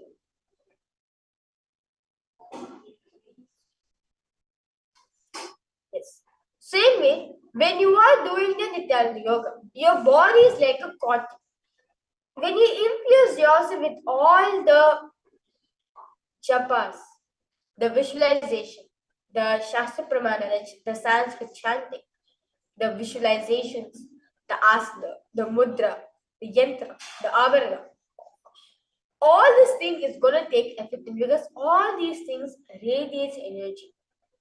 As very beautifully Swamiji says, just by listening to the mantras you're going to experience a lot of breakthroughs in your life. Because mantras, when you listen to mantras itself, it raises the very quality of the consciousness. It brings you restful awareness within your system, reduces the thoughts per second, meaning the TPS, the thoughts per second, reduces in you drastically, right? You're just in a state of bliss, that's it. The space of untouching. So I request all participants during the Nithyananda Yoga, just put back your identity aside and only enjoy the Paramashivoham space, the unclenching space which all of us are going to be in. The space of unclenching, where nothing is there within your system, where only Paramashiva is there. And if anything comes in my mind, unclench. If the asanas are hard for me, unclench. Or if I'm not able to transition from one asana to the other, unclench. Unclench from everything, from every single thought that you're having to your very identity. When you unclench from the identity, you will see how beautiful. From one asana to the other, you'll simply flow. You will just be able to do all the asanas. You may be doing, let's say, you may be as old as 70-year-old. You may weigh as 80 kgs, but simply you'll be able to do this Sirsasana because your identity is not there. You're not holding on to your identity. Swamiji very beautifully learned the science of yoga from his master Raghupati Yogi. Swamiji will say, if I describe him, yoga was just him. Because The kind of love he radiated for yoga was so tremendous that anyone who came in that way towards him, they just experienced tremendous breakthrough in that field of life.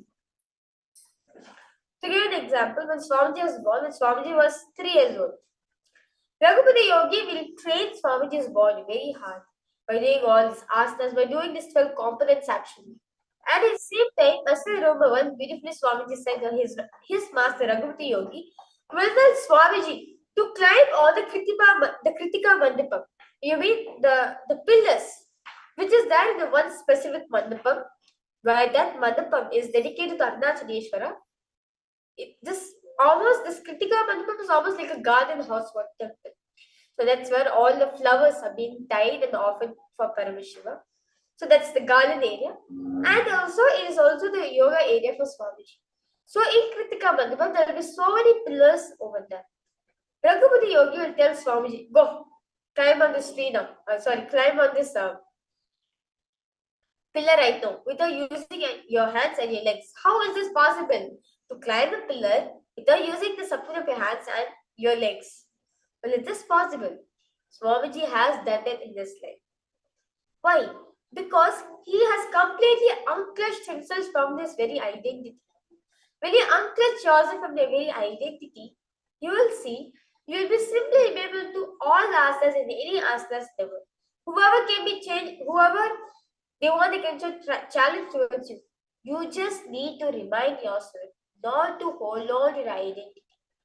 As long as you hold on to your identity, you're not going to experience anything in life. The moment you complete, restore back again, let me cherish only the good cognitions. Let me cherish the highest possibility of me, which is Swamiji. When you cherish that, you are going to experience the best from the Nithyananda Yoga. Understand? The whole Nithyananda Yoga is completely designed by Swamiji. Every single thing, from the asana to the pranayama, to the mudras, to the japa, to the visualizations, every single thing is personally designed by Swamiji for you to experience the highest state of consciousness.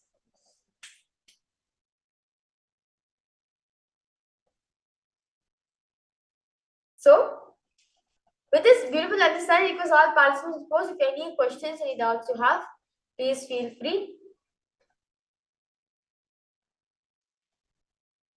Please feel free to post in the chat section.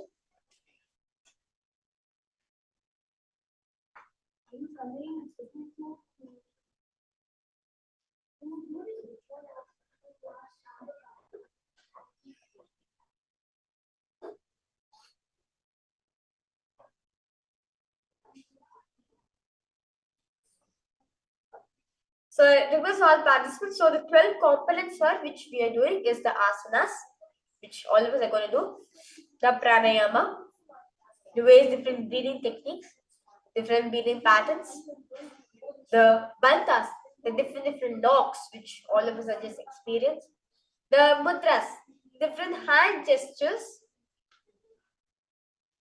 the visualizations, specific visualization for each of the asanas, the japa. What japa? You mean what recitation you should be having beside yourself? What abharana? What jewelry you should be wearing throughout the yoga? The Shastra Pramana chanting, the yantra, the geometrical representation, which you need to have constantly within yourself. All these things put together makes the Nithyananda Yoga. So with this, I request all participants and all the viewers to settle down in your mats. We'll be now resuming back the Nithyananda Yoga.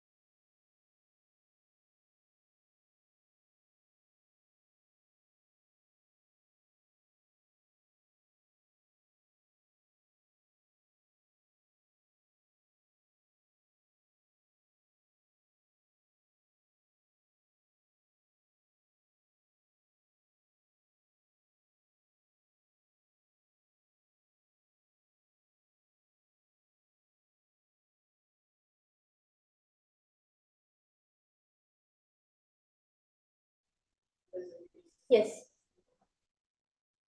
With that beautiful information all of us got, let us now continue with the. Let us now start with the Dvitiya Vinyasa Krama.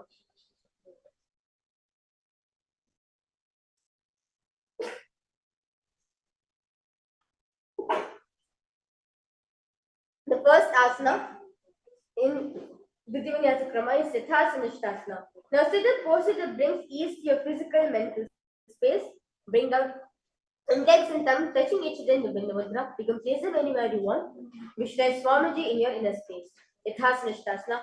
Paryankam Tatsavakyatmidasam Stamitasatihi. Next asana is Samasana. Now sit cross-legged, hands and knees with thumbs and index touching. Take long deep inhalations and hold. Then take prolonged inhalations and exhalations. Samasana. Idanim Garbhinam Yogabhyasa Ithala Bhugu. Next asana is Muktasana. Now place the left foot against the genital region. Place the right foot over top of the left. Hands facing downwards on top of knees in Shami Mudra. Gaze at the nose. Muktasana.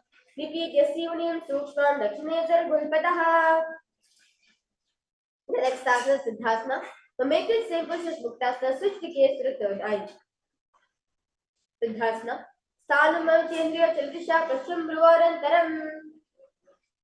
Next asana is Siddhyasana. Now make the same position as Siddhasana. Switch the gaze to the ground in front of you. Engage all three bandhas. Siddhyasana. Vavariki Jana Sivala Manita Sakothano. Next asana is Ruddhasana 2.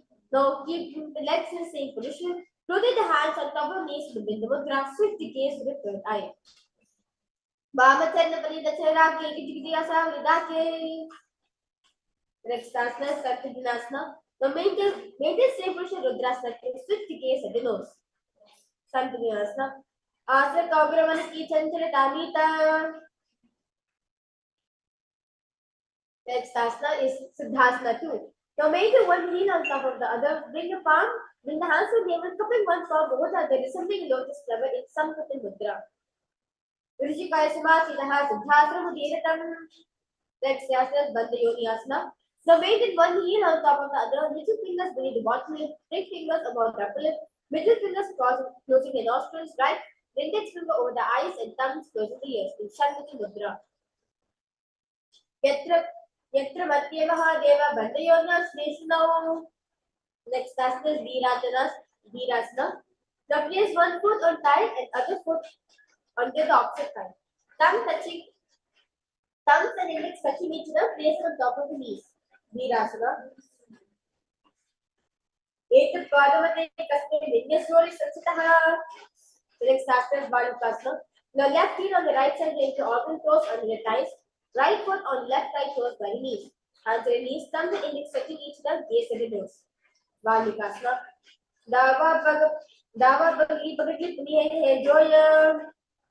The next asana is Joni Mudrasana. Now keep the legs in the same position. Press the heel against the perineum. Right foot on the thigh. Switch the gaze at the third eye.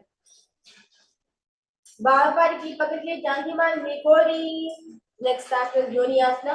Now keep the feet and the hands in the same position. Switch the gaze at the third eye. Joni Asana. Yogyasana Parvatena Yogam Yoga Parenidam. The next asana is Bhadrasana 3. Now sit and bring soles of feet together, holding with the both hands. Bring the knees down towards the ground, gaze at the nose. Bhadrasana 3. Good boy, children, stand half even yapas, verticate. Next asana is Bhorasana. Now bring the soles of feet together like perineum. Place it down against roof of the mouth, engaging Mudra, gaze at the third eye. With your right hand, cover your mouth, close the left nostril with the index finger, inhale through the right nostril, close both the nostrils, hold your breath, then exhale through the left nostril, repeat on the other side. Bharasana. Purva kaho Vishika Joy, Vahi Video Ki Jisoyi. Next asana is Kaneri Pavasana. Now bring the feet together in front of the toes together, heels apart. Place elbows on the knees, rest the chin on the palms, gaze is not engaged in the Uddiyana Bandha. Kaneri Pavasana. Gavari Pavasana ka shohe jaise yahu mein jaane vidite se. Next asana is Parasana. Now sit with knees raised, arms breathing the thighs and the calves, intent fingers feet off on the mat. Parasana. Yoga Prika Jovo Vatkariki Asu Rijoi Vadisa Malinaga Vesovu. Next asana is Gopi Chandasana. The index fingers on the feet toes together, toes grooved in the throat. He is touching the chest, chin on the hands, gaze at the nose. Gopi Chandasana. पूरा पग का उल्टा ताकि ऊपर से एक ही लगावे. Next asana, Udarasana. Now sit with all the feet together, insert the hands underneath the legs, holding the feet with interlocked fingers. Bring the feet up to the chest, bring the head down, tuck the chin to the soles, gaze at the nose. Udarasana. दो पग समतानी बेहद की और दीताने. Next starting Vishishtasana. Now sit with feet together, arms under the legs, raise up the feet to the face, fingers interlock, palms to the forehead. Vishishtasana. दो पग समझोरी संप्रदाय. The next starts as Bhujasana. Now when see the position, lift both legs over top with respect to shoulders, bring arms underneath the legs and up incline the fingers around the back of the neck. Bhujasana. Sirasana, King, Katyasana, Takparam. Next asana is Kalyanasana. To maintain seated posture, raise the legs up, bring the elbows under the knees, wrap the arms around the back, palms press, gaze at the nose. Kalyanasana. दो हाथ पीछे आने, त्रिकोण नीचे, त्रिकोण गोल नीचे ताने. Next asana, Sankatasana. The right knee on the mat, place right foot flat and place filling on raised heel. Raise left hip over top of the right and bring the left heel to the right hip. Place hands on opposite knees. Sankatasana. Baba Padam Chikan Molam Sanyasata Nidame. The next asana is Venikasana. So from Sankatasana, slide the left knee to the left hip. Keep the right knee on top of the left, place both the hands on the right. Venikasana. और इस आगे तक आप पश्चिम विष्णु तक गल्यम भी. Next asana is Machindrasana. Now place right foot on the right thigh, left foot by the right knee. Place left hand behind the back, hold the right thigh. Place right hand and left thigh, just the body gaze at the third eye. Machindrasana. Baba Jagabara Setari, Baba Hasta Shane. Next asana is Machindrasana 2. So from Machindrasana, untwist and hold on to restrictive big toes. Lean your forehead so it touches the ground. Chest should touch the knees. Machindrasana 2. Petwa Jivanothanam Vijay Baba Jagabara Kesoi. Next asana is Guru Asana. The maintain feet in same position. Inches fingers placed on top of the knees. Guru Asana. Guru Molika, this is like Rishika Pradesh, Gulpan, Stapika, Vajari Tripari, Pashmi. Just now repeat Sankatasana on the descent, visualize yourself as an even swan. Sankatasana. Bam Padam Spin Molam Sanyasata Nidale. Next asana is Dhenukasana. Visualize a cow in your inner space. Ayo Sadhina Gra Pashtam Vishram the Galyamni. Next asana is Machindrasana. On the descent, visualize Swamiji in your inner space, gaze and third eye. Vama Jagabara Setare, Vama Hasta Vishwashane. Next asana is Machindrasana 2 on the descent, visualize Swamiji in your inner space.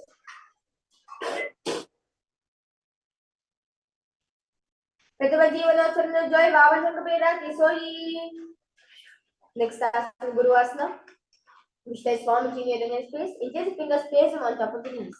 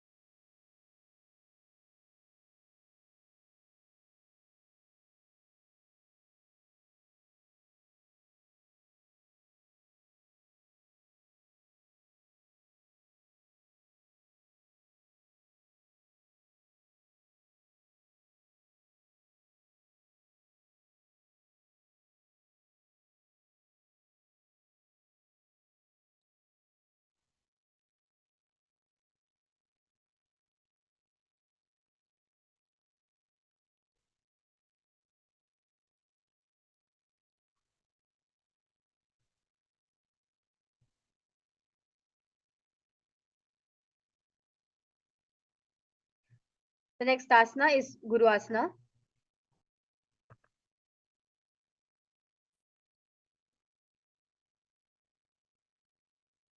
Guru Asana. Urmulipadasya Kanishka Pradeshe.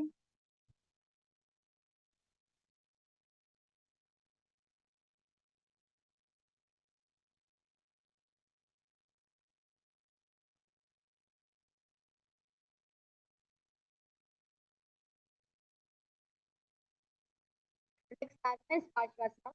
3 feet flat on the ground, knees between fingers, hands on opposite knees. Try to get 6 improve in Ketu Mudra. Ashvasana. Padle Bhuvanadhaya Janudhidaya Vikrita Hastabhyam. Next asana is Bodhisattvasana. When I'm sitting for 6 feet on the mat, back hands around the legs, hold the opposite wrist, keep it in the knees, near the nose. Bodhisattvasana. दो पगले भूपर देने कोरमा ही है सितरे extractive perspective. So position feet are in the mat face, arms release, hold the opposite elbow, gaze at the nose. दो हाथ गलबार लियावे गोता नीचे ले कहरावे extractive perspective. Beneath feet, take your right foot over the left so he crosses both points of gaze at the navel. मूलधार Dev परितारे Ram परितारे next asana is Antarctica. Feet up straight, arms raised up straight over the head. Pinch the fingers point outward. Fingers of the face and nose. Antarctica. Idani Gadini Nam Yogata Sitaluku. Next asana is Paramashivoham. Now hold the big toes, index middle finger, forward down, head to knees, inhale through left nostril, exhale to right nostril. Paramashivoham. दो पग मिलाए पसारी पग गांगुता पग दी ला तो गोद लगावे next asana is Virukasana. The exit knees slightly up, one hand distance beneath between the hips. Bring shoulders down, tap the hands around the legs, pull the shoulders to feet, get at the third eye. Virukasana. प्रथम भेष दो पाय पसारी कचिका उर्दिको कुर्दोधारे. The next asana is Hirandari Pavasana. So extend both the legs out with heels together, get the chin, mouth, nose on the heels. Insert the hands below the legs, on the ground with along with fingers, feet, palms, face up, gaze at the nose. Hirandari Pavasana. दो AD मेरे के these हाथ बसारी पुनी चुपका नासिका तारी गुबो प्रधारी. Next asana is Urdhva Prasanasana. The next one body legs out to one to the hand like this for the down as a Prasanasana. Urdhva Prasanasana. As the dances prepare for grip on the state. Next asana is Alantasana. Now lie on the back, right behind the leg. Hand hold the arms from the top. In the body, concentrate on the prana moving to the middle and ये सगळे notes. Alantasana. Uttan Shani Ekam Payam Griva and Vinyasa. The next asana is Ankushasana. Now from Alantasana, rest on the elbow of the hand holding the foot. Ankushasana. Uttan Shani Ekam Payam Griva and Purvana. The next asana Drishasana. Lay down the back, bring the face with inside tight start with the arms, roll to your left and your right. Drishasana. Uttan Shani Jani Hidaya Vavasta Bhajya Sauturani. Let's repeat Urdhva Prasanasana on the feet. Vishwa Swami ji in your reference. Urdhva Prasanasana. But the time something with the age of one griva and the start to see Alantasana repeated all the steps. Vishwa Swami ji in your reference. Uttan Shani Ekam Payam Griva and Vinyasa. Next asana Ankushasana repeated all the time. Uttan Shani Ekam Payam Griva and Purvana. The next asana is Yoga Nityasana. So now lay on the back, lift legs one by one up behind the head. Pull the hands behind the back, raise the nose. Yoga Nityasana.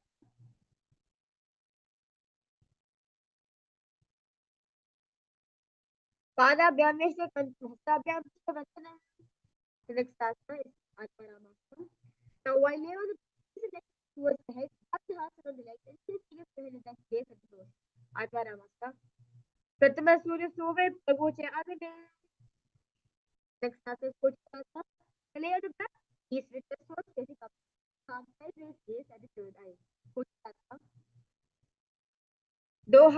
दो हाथ जिसका करे 300 पैसे पाकरे next after the committee wants to achieve is a full transfer. So it's down and back to the on feature side edit control level in he one day then puts him back to the ground on the opposite side until like extended until like a extended school in 72 40 years back to the side in 73 only head look to the opposite direction of the lake that is the Vidyasa he with Kaji पर the services to what to actually or the side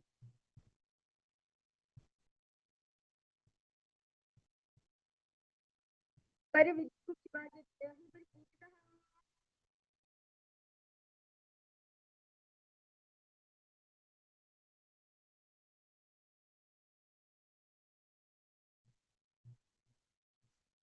The next passes J party. The layer of the path is to get the left side of the block. What answers to J party. But the three items that the side of the next task of real task.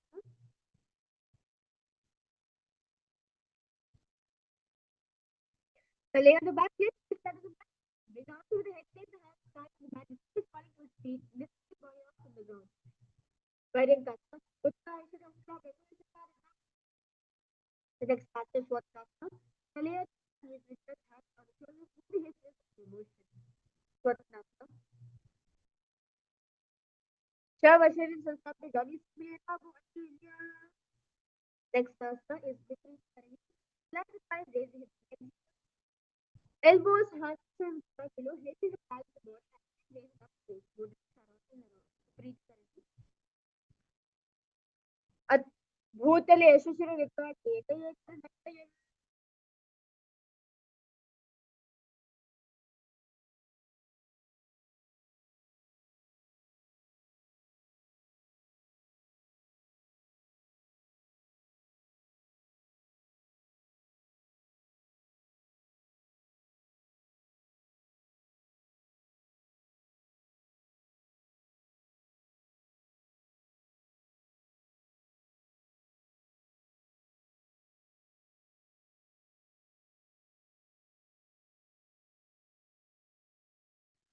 The next task is विपरीत करने to terrible do not move the next parameter table विपरीत करने to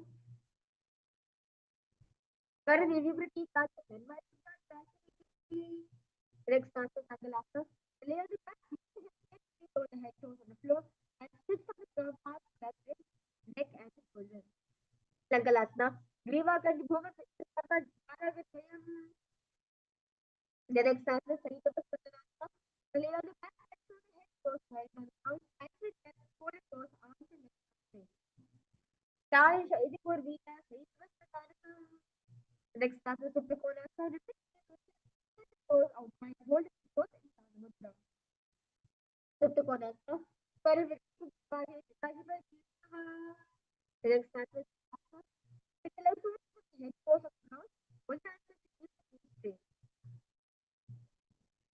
Shavasana pada Korea mas topper next passes चलेगा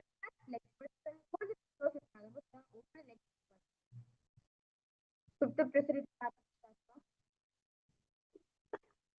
उत्तर park का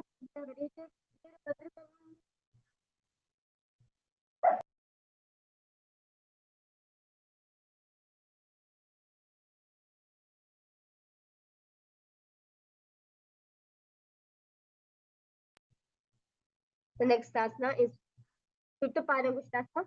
The layer of the state is the first Mudra. Uttar Paraklan Chandra Marita. Next asana is Pratyasana. Now some Paramustasana. Move your legs into Pratyasana. Move the legs into Padmasana. Lay on the back, hold the opposite elbows with the head. Yes, it's more. Mukta Padmasana Pratta Uttanisha and next asana is Parasharamasana. So lay on the back of Padmasana, access the right hand on the left arm, yes, sitting on Parasharamasana. Pratavakare Padmasnaje Suro Suri Bhupripache. The next asana is Sarvangasana. Now, while lying on the back, lift the lift the hips and legs up. Put the hips, elbows on the floor. Other Vakshirisam Kepa Sarvangasana Uttamam. Next asana is Dikasana. Lay on the back, one foot top the thigh. Lift your knee first ahead. Then both arms forward, face to the right. Pratavasana Surya Sesakesaki Samdhi Sudakhe. As we repeat Vrishikasana on the side.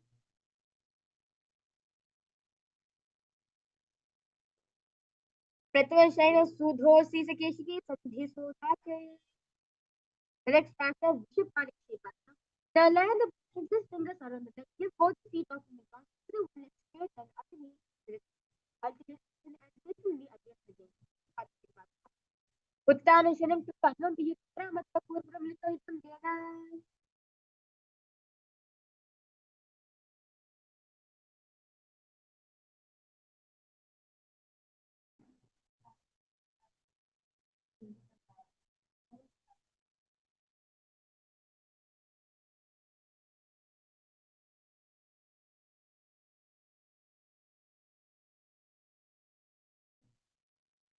The next asana is Marottanasana.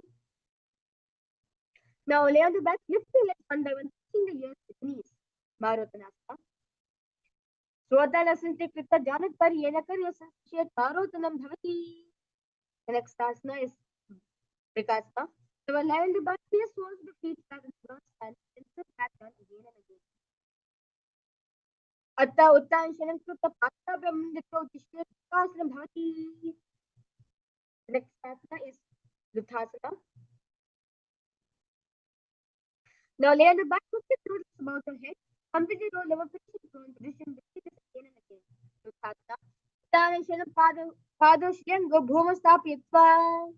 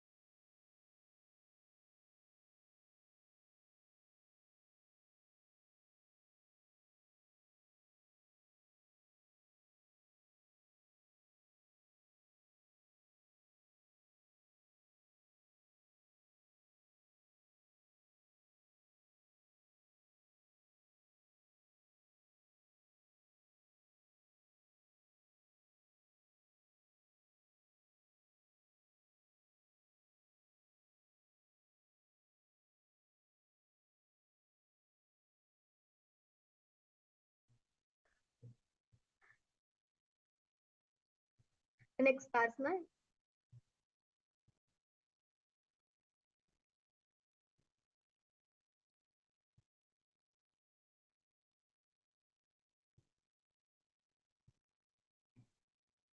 Yes.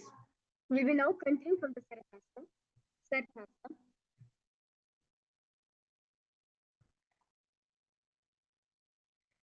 Now lying in belly with both hands on the palm by the shoulders. Alternate lips make a sound like a few distant while inhaling. Sarasasana. Nirjan Shanim Kritanapya Bhumadhaya. The next asana. Devul. Dehal Landana. The place falls in massive hand. Jump forward and duck between arms. Hasade Madatan Madhachinata. The next asana is Jatyasana. Now from standing position, bend forward and place the hands on mat. Walk back and forth. Jatyasana. At Jatyasana, what the Yelita is for observation. We will entering into Karma. Breathing and Karma is slowly Karma. Now, stand with knees bent, feet pointed outwards. Bend the elbows, keep the hands at the chest level. Stiffly move the arms across the body to bring you back to the center. Till the head back, open the chest up towards the sky. Move the head in all directions. Slowly kick the rhythm.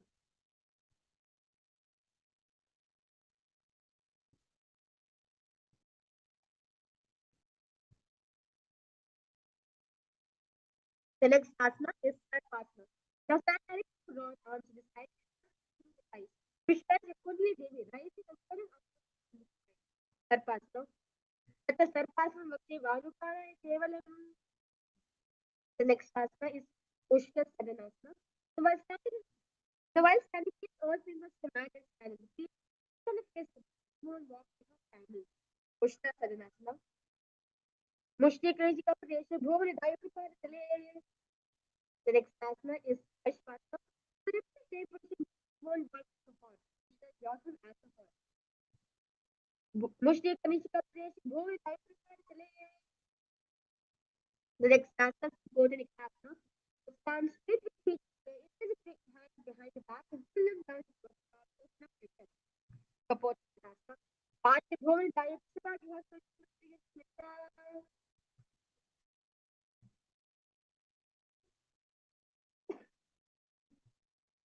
We will be entering into new Karna, which is the Kala Pushpatam Karna. We stand all the parts of Namaskar Mudra. Then place knees, toes, hands, outwards. Paddle just open up, heart, hips and heel off the ground, slightly lowering the waist, shoulder at the rest of the heel, standing with the arms to Paramashivoham.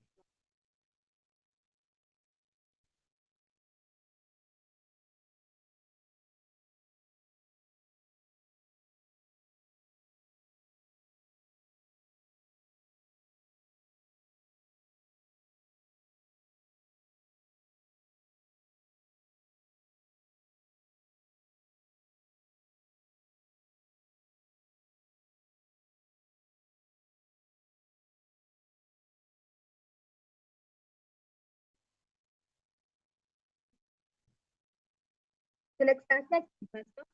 So stand on the mat, bring the palms together, forming the horn of the rhinoceros. Nujja Satmas by Pratyapad View. Next answer, Uttanotana. So turn all the way as low as you can, don't stand it, don't let it again and again. Uttanotana. Punapunotana.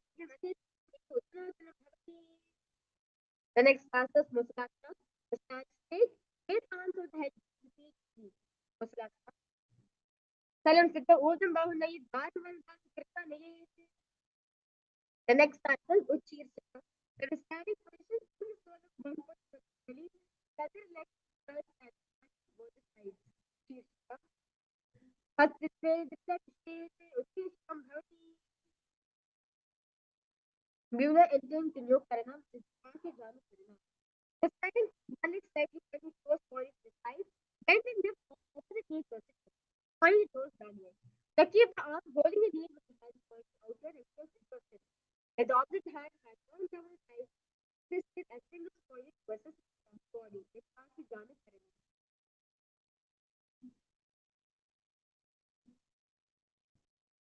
The next answer is Paramashivoham. On one glute body to match the stand straight, next to opposite side. Now the Vasana. एक पादे साथ the next asana is Paramashivoham. Now place left foot on the right in the thigh and stand right on the mat to roll. That's by the sides. Brahmanasana. Brahmanasana the next asana is Paramashivoham. So stand out, up the left foot over and around the right knee. Touch the left foot on the other side of the right foot. After that, you cross the palm below the right and bring it down in front of the mudra. Putta Anukula feet is a center of the next asana is Ekapadasana. Now stand straight with the right leg, left foot on opposite side, and to that head knees. Ekapadasana. Next asana is Dhruvasana. The stand the right leg, force the left foot straight out the leg. Body foot on the standing leg. The next asana is Vikramasana. Stand the right leg, left foot, bend the neck and stand all until it is standing. Let's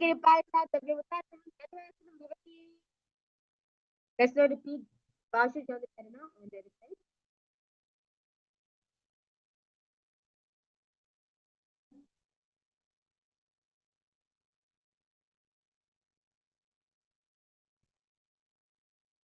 Let's now repeat Paramashivoham on the side. Paramashivoham. Visualize yourself fiercely danced by Paramashivoham.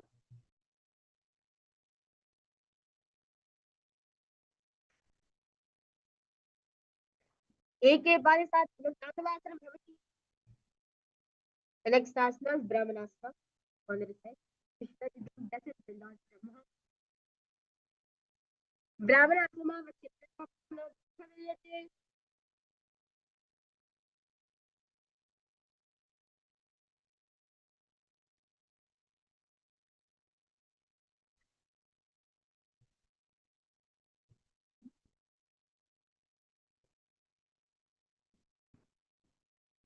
next asana is Garudasana. Visualize yourself Lord Garuda in your inner space. Utta Anukula feet the next asana is Ekapadasana. Repeat it on the other side.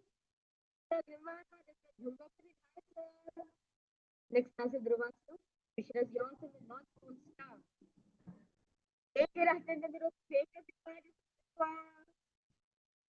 Next asana is Trivikramasana.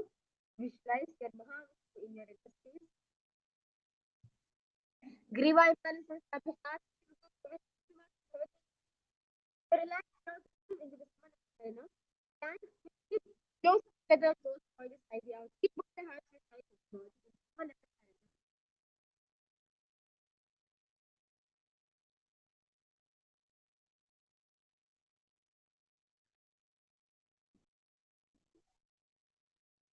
Let's start by Gora Achiriyasana. Stand erect and bend forward. Put the hands underneath the knees. Take a finger now. Sit in squat position. Left finger at table. Gora Achiriyasana. Pratham you will hold Bahuri. Next asana is Chakra. Put the hands with his right and up and back around the head side. Squat down. Hold the hands behind it. Behind. Outside. Chakra. Pura Macha Hasto Nimesh Nikam Vipa. The next asana is Bhairavasana.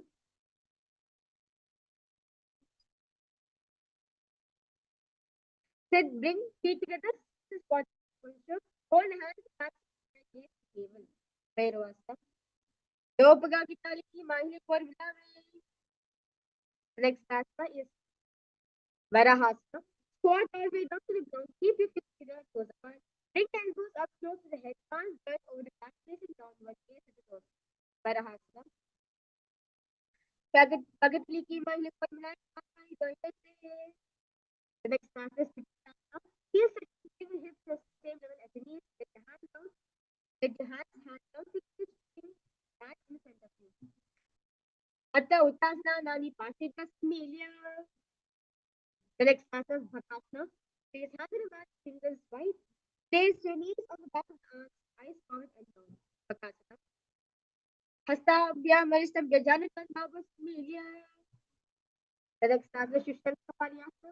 He then heads on the top answer for support the body of the head. Asa Gam Asa. Next asana is Guptasana. Now, the toes head at the opposite feet, down, sit down between the feet, let the heels come out to the hip, and the knees straight gaze to the nose. Guptasana. Jana vertically part of to go away. The next asana is Vrishikasana. Hands in the ground, fingers right, body up straight.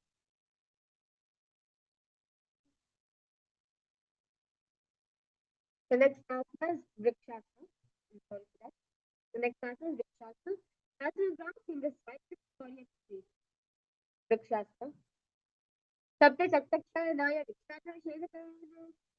Next asana is Shibuasana. Third is position. Gaze at the third eye. Shibuasana.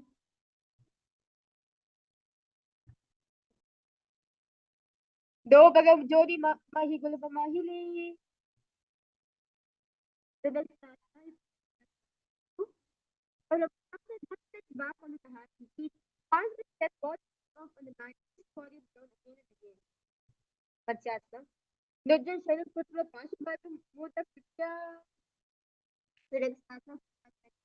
The left roll the belly, hands on the left jointly holding close.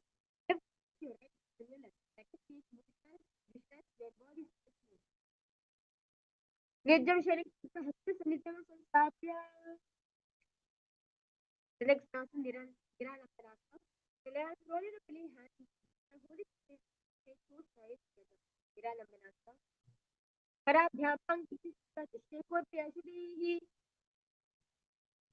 The next asana is Asana. The left is the face side of the mat is the arms and head knees. The head and chest. Chatrasana. Adhyasana Asala Pranavasana Vyakya. The next asana is Vajrasana. The second knee is forward feet stand the mat, bring the mat or to the heels. Stretch arms and thumbs, facing down, gaze forward on the mat. Vajrasana. The next asana is Nishasana. Asana. Alternate slightly ground with your hand. Nishasana. Vidasana se ekam bhagavata Nishasana bhavati. The next asana is Satsasana. Lift the feet forward in the ground. The Ajasana. Gajasana is the Bhadasana Mantra. The Bhoj Shet Ajasana bhavati. The next asana is Dhanasana. The heels together in the around toes. Pull the feet to the stream and place hands to the feet to cover the hand straight gaze at nose. The Dhanasana. Pura Virve Hati Kapasita Panasara Hori. Next asana is Angamotanam. Now interlace the fingers in front of you and behind you. Push arms forward, side and backwards. You massage three different joints and your muscles. Hasadhyamgir Badhasya Madhyat. The next asana is Paradasana. Now, sit on heels and Madhyasana. Feet pressed out to the side, hands and knees on the floor. Mind straight, head, hands and knees. Garudasana. Jango Rubhyadinam Pita Sekayo Janina. The next asana is Anand Virasana.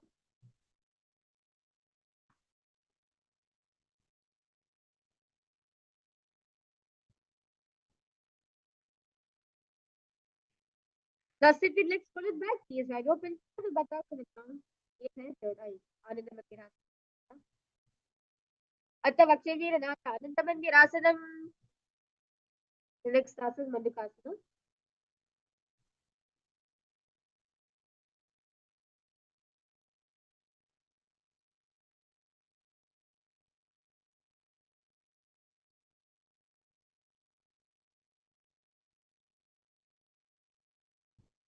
Next asana is Mandukasana. Now knees wide open, Supanasa, hands at your knees, gaze at the nose. Mandukasana 2. Christian Sampira Kolkabha, Janmanyasa, Namahi. The next asana, Narasimhasana. We go to the back, heels up, and stand on the heels. Palm of the ground, stretch fingers wide, thumbs touch the base of the hand, toes gaze at the Narasimhasana. Do Paramashivoham Level-1. The next asana is Vishnakasana. The sitting toes fixing on the heels of the knees, sideways, place it on the ground. Take a hold of the palm and place it on the mouth. Keep it up to the feet, left gaze and don't inhale left. It's just few more things to see. Do Pagati Joy, Gona, Ganam Frihoi. The next asana is Pranayama. So the feet on the ground, the heels, back, elbows, release into the armpits. Create as much as in Asana. Do Pakatali. Do Pakatali. The next asana is Vajrasangrasana. The standard pose, hold the feet together, sit on the heels, knees wide and off the floor. Hold the elbows to his back, gaze at the nose. Vajrasangrasana. Pratama Panasana, Hoy Vese, Ediyogira, Nivese. Next asana is Panjanasana. Now, keep toes down, ankles crossed behind, sit on the heels, place the palms in the back of the spine. Panjanasana, Vakshepta, Sukiropavete. The next asana is Kurmasana. Now, sit with toes flat, cross with face cream on top of the heels, keep the knees right and on the floor, the hands to the knees. Kurmasana. Wilpo, the next asana is Yogasana. So with toes flat, cross feet in face cream on back of the heels, gaze at the nose. Yogasana. Gudam Niyamya Gulpabhyat Vikramena Samahitaha. Next asana is Vijayasana. So stand on the knees, cross ankles behind, feet near the opposite knees. Hold the calves with fingers inside and from outside face at the third eye. Vijayasana. Goda Manu Ube Hoi, Goda Adhara Ke Hoi. The next asana is Pushtasana 2. So kneeling position, bend backwards, hold the ankles in the hands, arms, hips forward and tilt the head down. Pushtasana 2. Meru Dandavrini Dada Satipa Yasumaya. The next asana is Jatyasana 2. With heels together, hands on the soles of feet, lean back, bring elbows down to the mat, face the back of the head to the mat, face the nasal. Jatyasana 2. Do eri samdikari sole mole thal taidhere. The next asana is Nirtasana. So the knees with thighs and calves together, lean back to the front belt. To support the behind and feet and pull like this again and again. Janga Pribhoma Nidhaya Janga Dhiri Unne Sanskrit ki Prishti Vapsan. The next asana is Kapotasana. Vamirasana, raise the hips higher from forearms to the mat. Hold the back of the heels. Bring the head in between the feet. Kapotasana. Meru Dandavrini Dada Satipa Yasumaya. The next asana is Karasana. The stand up your knees with toes. Hold the arms with the opposite hands, gaze at nose. Parasana. Yani Bhuma Sanstapa Hastapya Bahu Parasparam. The next asana is Varahasana 2. So keep these together. So start lean forward, bring elbows to the back, holding the opposite head. Holding the head, rest the head with the hands, heels in the body. Varahasana. Surya Chandram Veda Tari Astani Chante. The next asana.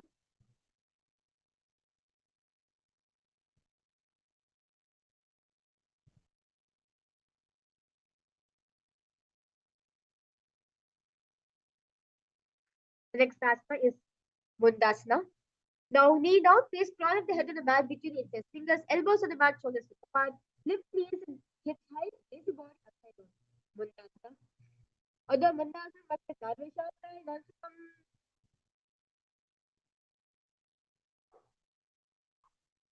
The next asana is Dhatana. Knees down, head between the knees, elbows, hands between the knees. Hands bent to the side.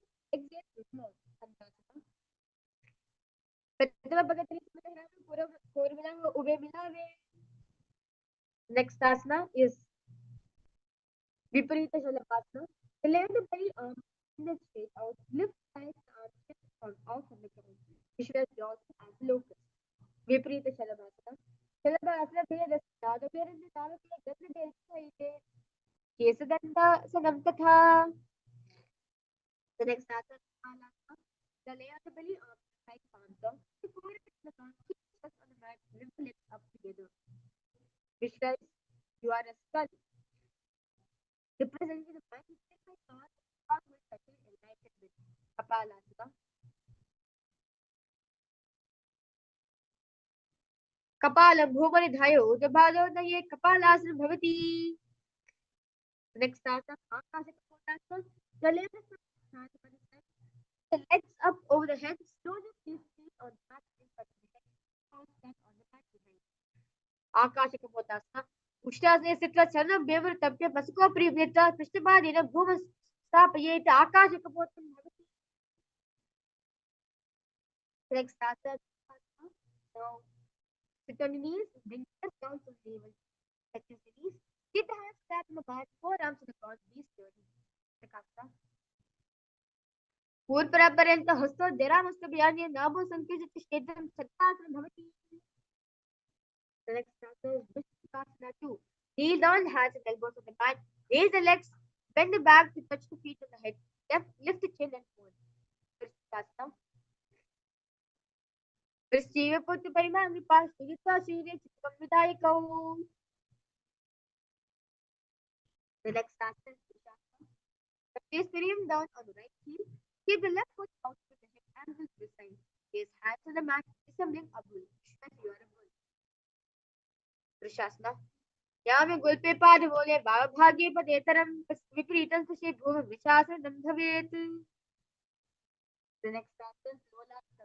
From kneeling position, place hands flat on the mat in front of you. Lift the knees off, cross the toes by the left feet over top of the right. Balance above the head. Lolasana. Lolasana sida kuriyat vayu lola pagadanaat. Let's repeat Vrishasana on the side. Visualize your bull. यहाँ में घुल पे पाद बोले बाबा भाग्य पदेतरम. The next asana is Baluganasana. Now place left toes on the ground, sit on the heels of the left foot. Place right foot flat on the ground with the knee raised towards the chest. Path and stick the knees safely in the right position. Visualize Baluganehi, one of the 84 siddhas here in the space. Asana Kaugna Jalabika Rachani. The next asana is Grahasana. Now squat your feet flat on the mat, bring elbows under the thighs, wrap your hands around the shin, hold onto the ankles from the outside. Visualize your the entire Grahasana. पादद्वये भूमौ संस्थाप्य जानुमध्ये पूर्वस्थाप्य हस्ताभ्यां गुल्पप्रदेशे कृत्वा जिष्णेति ग्रहासनं भवति. Let's repeat Baluganasana on this side. Continue to visualize Baluganehi, one of the 84 siddhas here in the space. Asana Kaugana Jalabika Rajayi. The next asana is Uttanasana. The squat heels, knees up on the mat. Place Surya on the heels, hands and rest of the knees, keep the spine upright. Visualize Swamiji in your inner space. Uttanasana.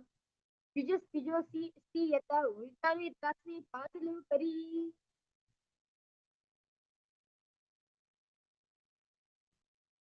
The next asana is Vajrasangasana 2.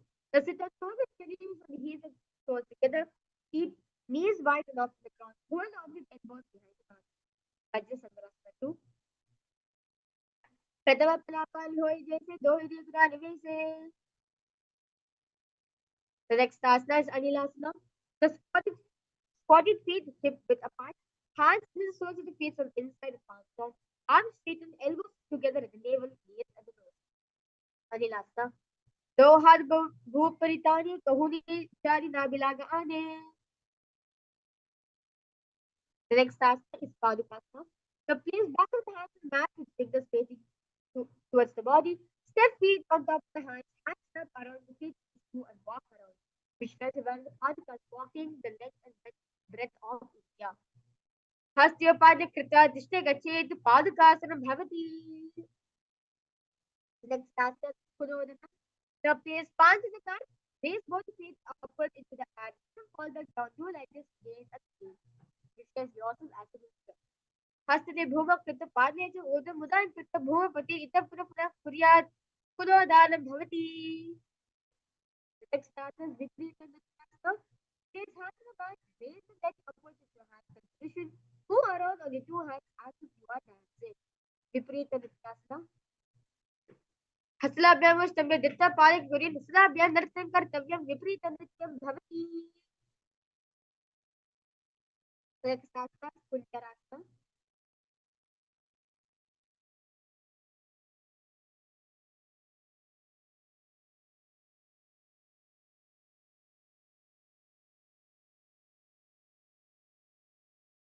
The next asana is Kunjarasana. So simply feel the place one palm down on the mat and arms straight. Bring opposite hand to the head, be stable. Kunjarasana. Padavachya Mahadeva Kunjarasana Muttanam. Let's repeat Kunjarasana on the right. Visualize firmly in your inner space. Padavachya Mahadeva Kunjarasana Muttanam. The next asana is Padambasana. Sit on the ground with feet flat and heels close to the body. Falling off the ankles 6 feet off the ground. Padambasana. Partially downward, the hesitant will Dishne Patam Tam Bhavati.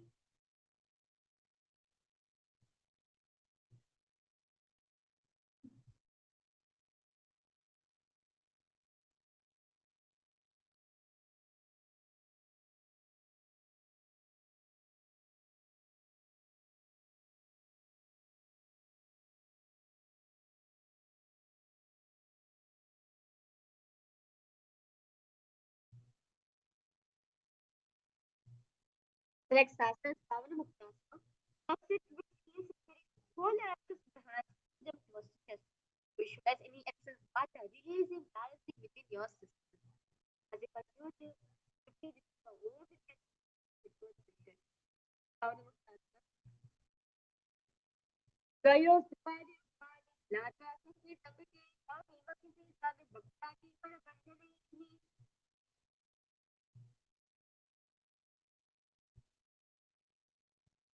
The next asana is Paramashivoham. Now, sit and lift one leg behind the head. Take both the hands flat on the mat. Sit opposite and up with the knees straight. Tilt the body up across, keeping it upright. Taporasana. पूर्वाधर से जो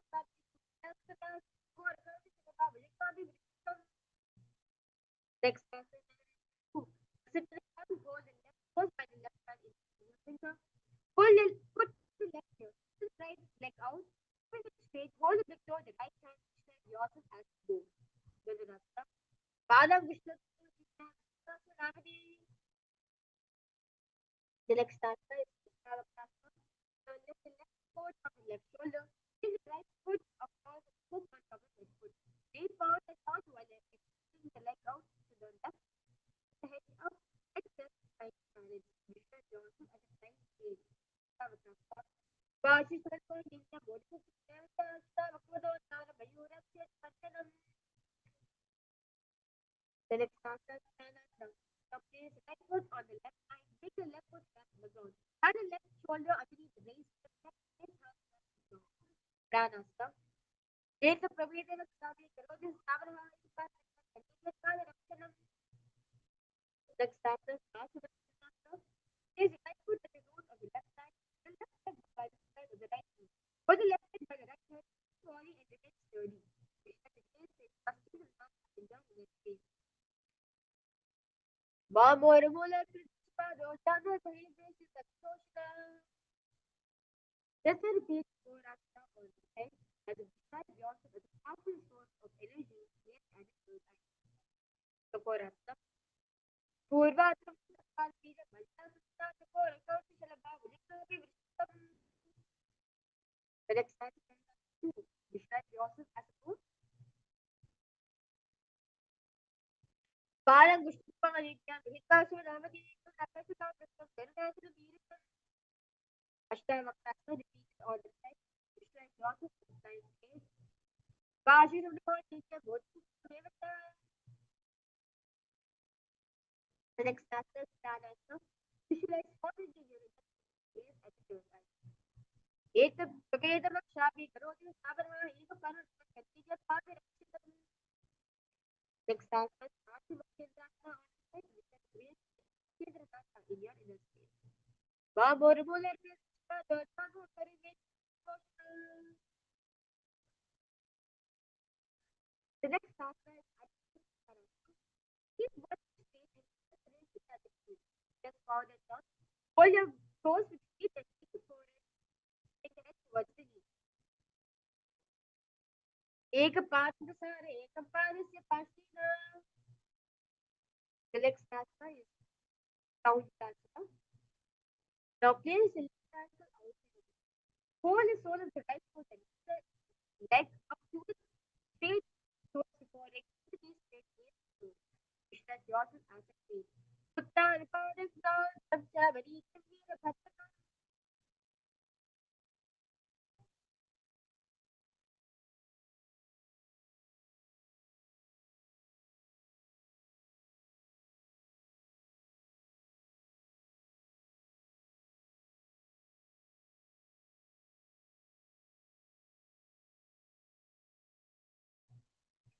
That's it.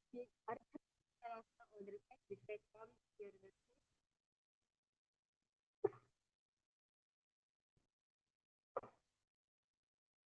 Ekam Padam Prasad, Ekam Padam Prasad, Crown Chasna, which is on the right, yourself as a tree. Uttan Paris down, Samchavadi, Kavira Bhattana, Padam Trikon, and Uttan Paris. Next factor. Now sit your soul within the time of the past 5 days. Sitting on your knees in Abhimudra. The gaze below. Visualize empowering peace. Then be in good fortune and prosperity. The yourself acts in the world.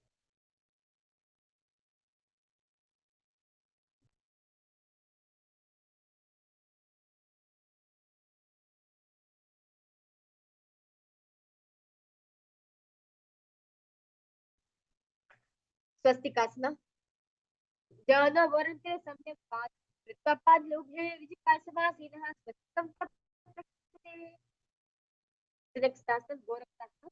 The key is feet and say cover the ears and restrict the hands. The chin to the chest and the Rakata. Yes, and of the doors. It shares the place in Gorakasana with your inner space. Gorakshastra. Jana Varante Paga Putana gets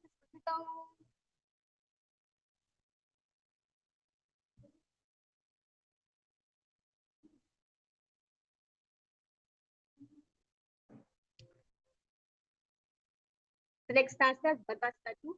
So bring the left heel to the perineum, right foot on the left side. Close the eyes with the finger, nose with the middle finger, ears with the thumb in the shadow. Gaze at the third eye, repeat on the Hari. Visualize Swamiji in your space.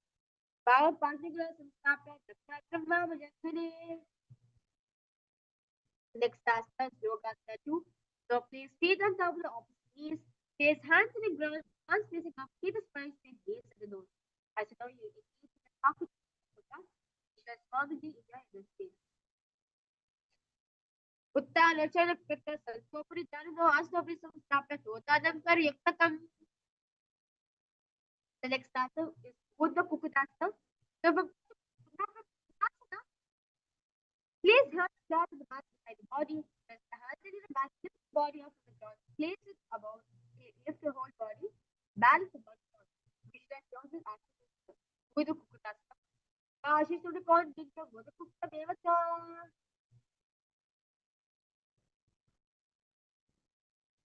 The next task is Siddharthayasana.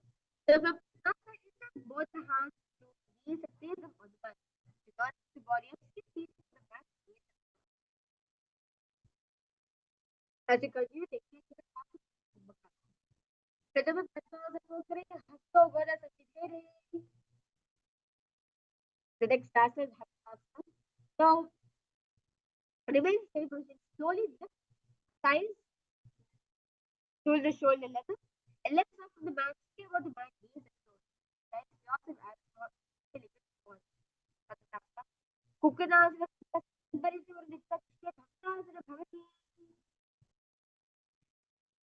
The next task is Padmukasana.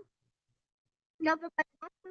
Six hands between thighs while each hand behind the body. Instead of fingers, just point it to the floor. And yourself is not Padmishwas move. प्रथम पद्मासने को करें बोला करके करी धीरे. The next asana is Kurmasana.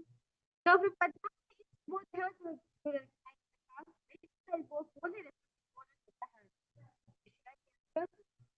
Body and mind to from in Kurmasana. भाभी जंग पर रखे पावा दही पर का बिलिया में पहलिया के साथ सवा.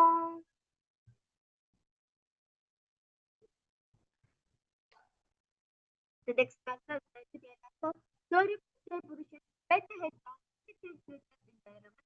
Gaze at the door.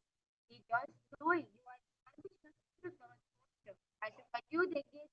Happy to other bacteria that the bacteria after recovery chambers. So why you shame on the next factor? Master. From master, it both hands to guide the house. Near the guard, I can go full respect to the hands. See like a choice.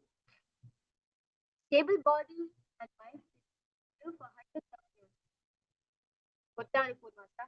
Cooked down is a matter of people for about a ton of it. So, botanic food.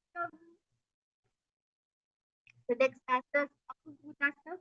So, from Padmasta, it both the hands with gap of the time. The top is one hand that's the man. One is this, the other hand. Lift body up and food. Visualize yourself as a rooster. Cooked with it, take just in a let's repeat. Funky cooked on the other side. Visualize rooster in your inner space. Get up. Cooked with it, take it as in a ceremony with the prepare. The next factor is grid factor. From the top, elbows with all the visualize farming space. Continue to engage the engage the movement, pulling, assisting the period, and the big over with the permission of the ज्ञानो वरत्रिपादौ ज्ञानो व्यक्ति सप्तौ गुल्ति आचार्य हस्ताभ्यां उत्तराभ्यां त्यक्तः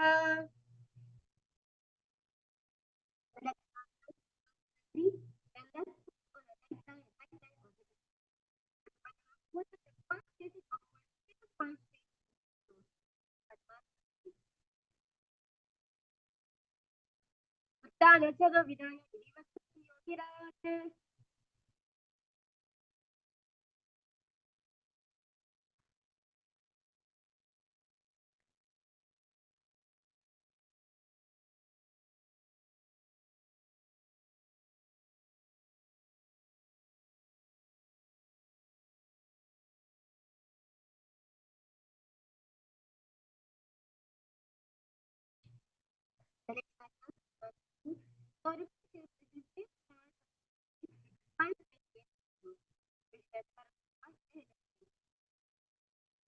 Yes, the Padmasan Pura Sarvaya Prasakriya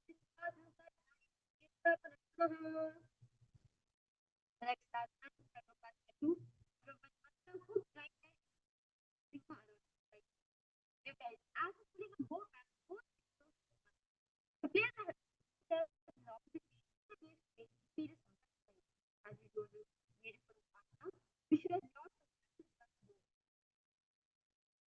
आता निदासन वक्ति योग पूरा प्रश्न पादम total योग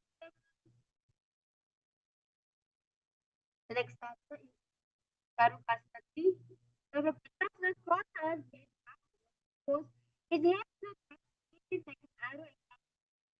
It's not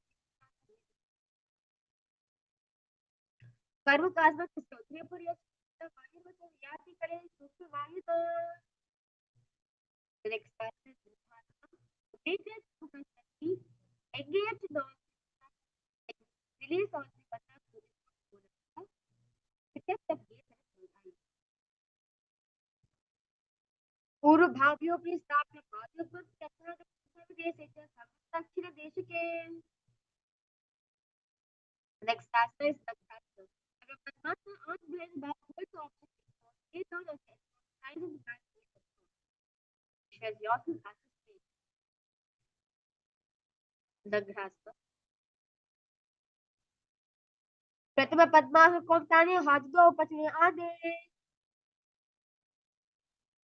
factors called the lay of the back, bend the knees, feet to the ground, feet to the chest, head to the feet. Roll your whole body up to a ball. Feel yourself with the push to a ball. Come to factor.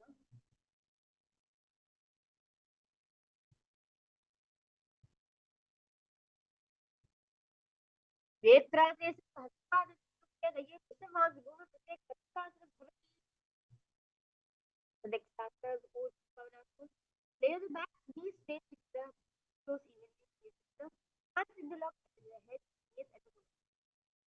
भूतपवनासना प्रथम सूर्यसेन करावे बुध उठ राशि मिलावे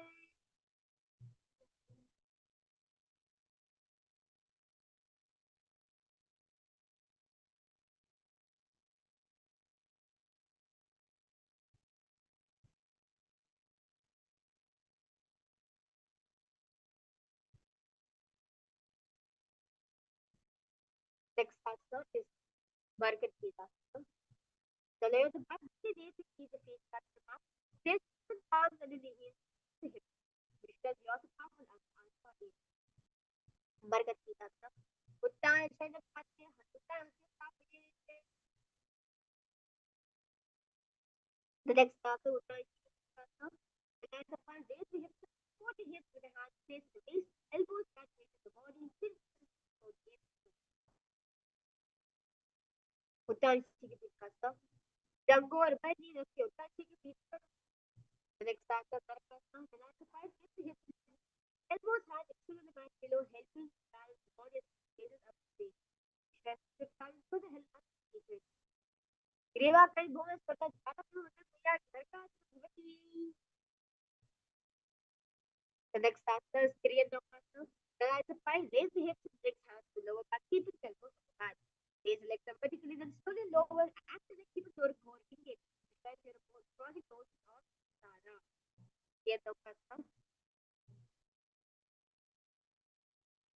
नौका स्थित्वा ऊर्ध्वपाय द्वयं नय्ये त्रिय नौकासन भवति next asana is the keep the back on the mat raise the legs elbow shoulders hands chin and bend below keep the legs vertical and hold stretch your KAILASA flat successful across all the variations Gajasana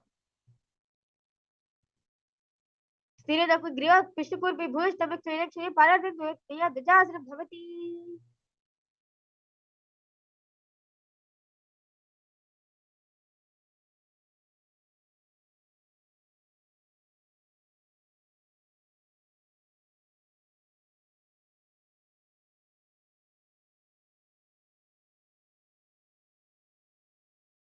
next asana is brightest. Now lies a fine feel relax yourself avoiding the movement. Visualize the body is dead and the supreme part of windows of astrology is liberating.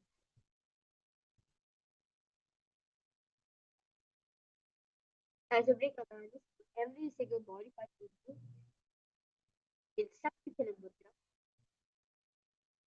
Vritasana, Uttanam Shavavat Bhumau Shayanam Shavasanam Shavasanam Shavaharam Chitam Nishnadikarakam.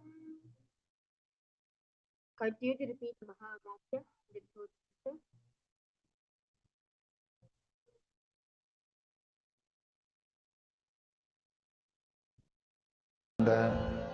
Paramashivoham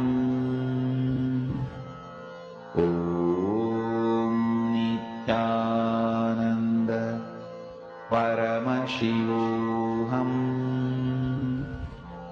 Om Nithyananda Paramashivoham Om Nithyananda Paramashivoham Om Nithyananda Paramashivoham Om Nithyananda Paramashivoham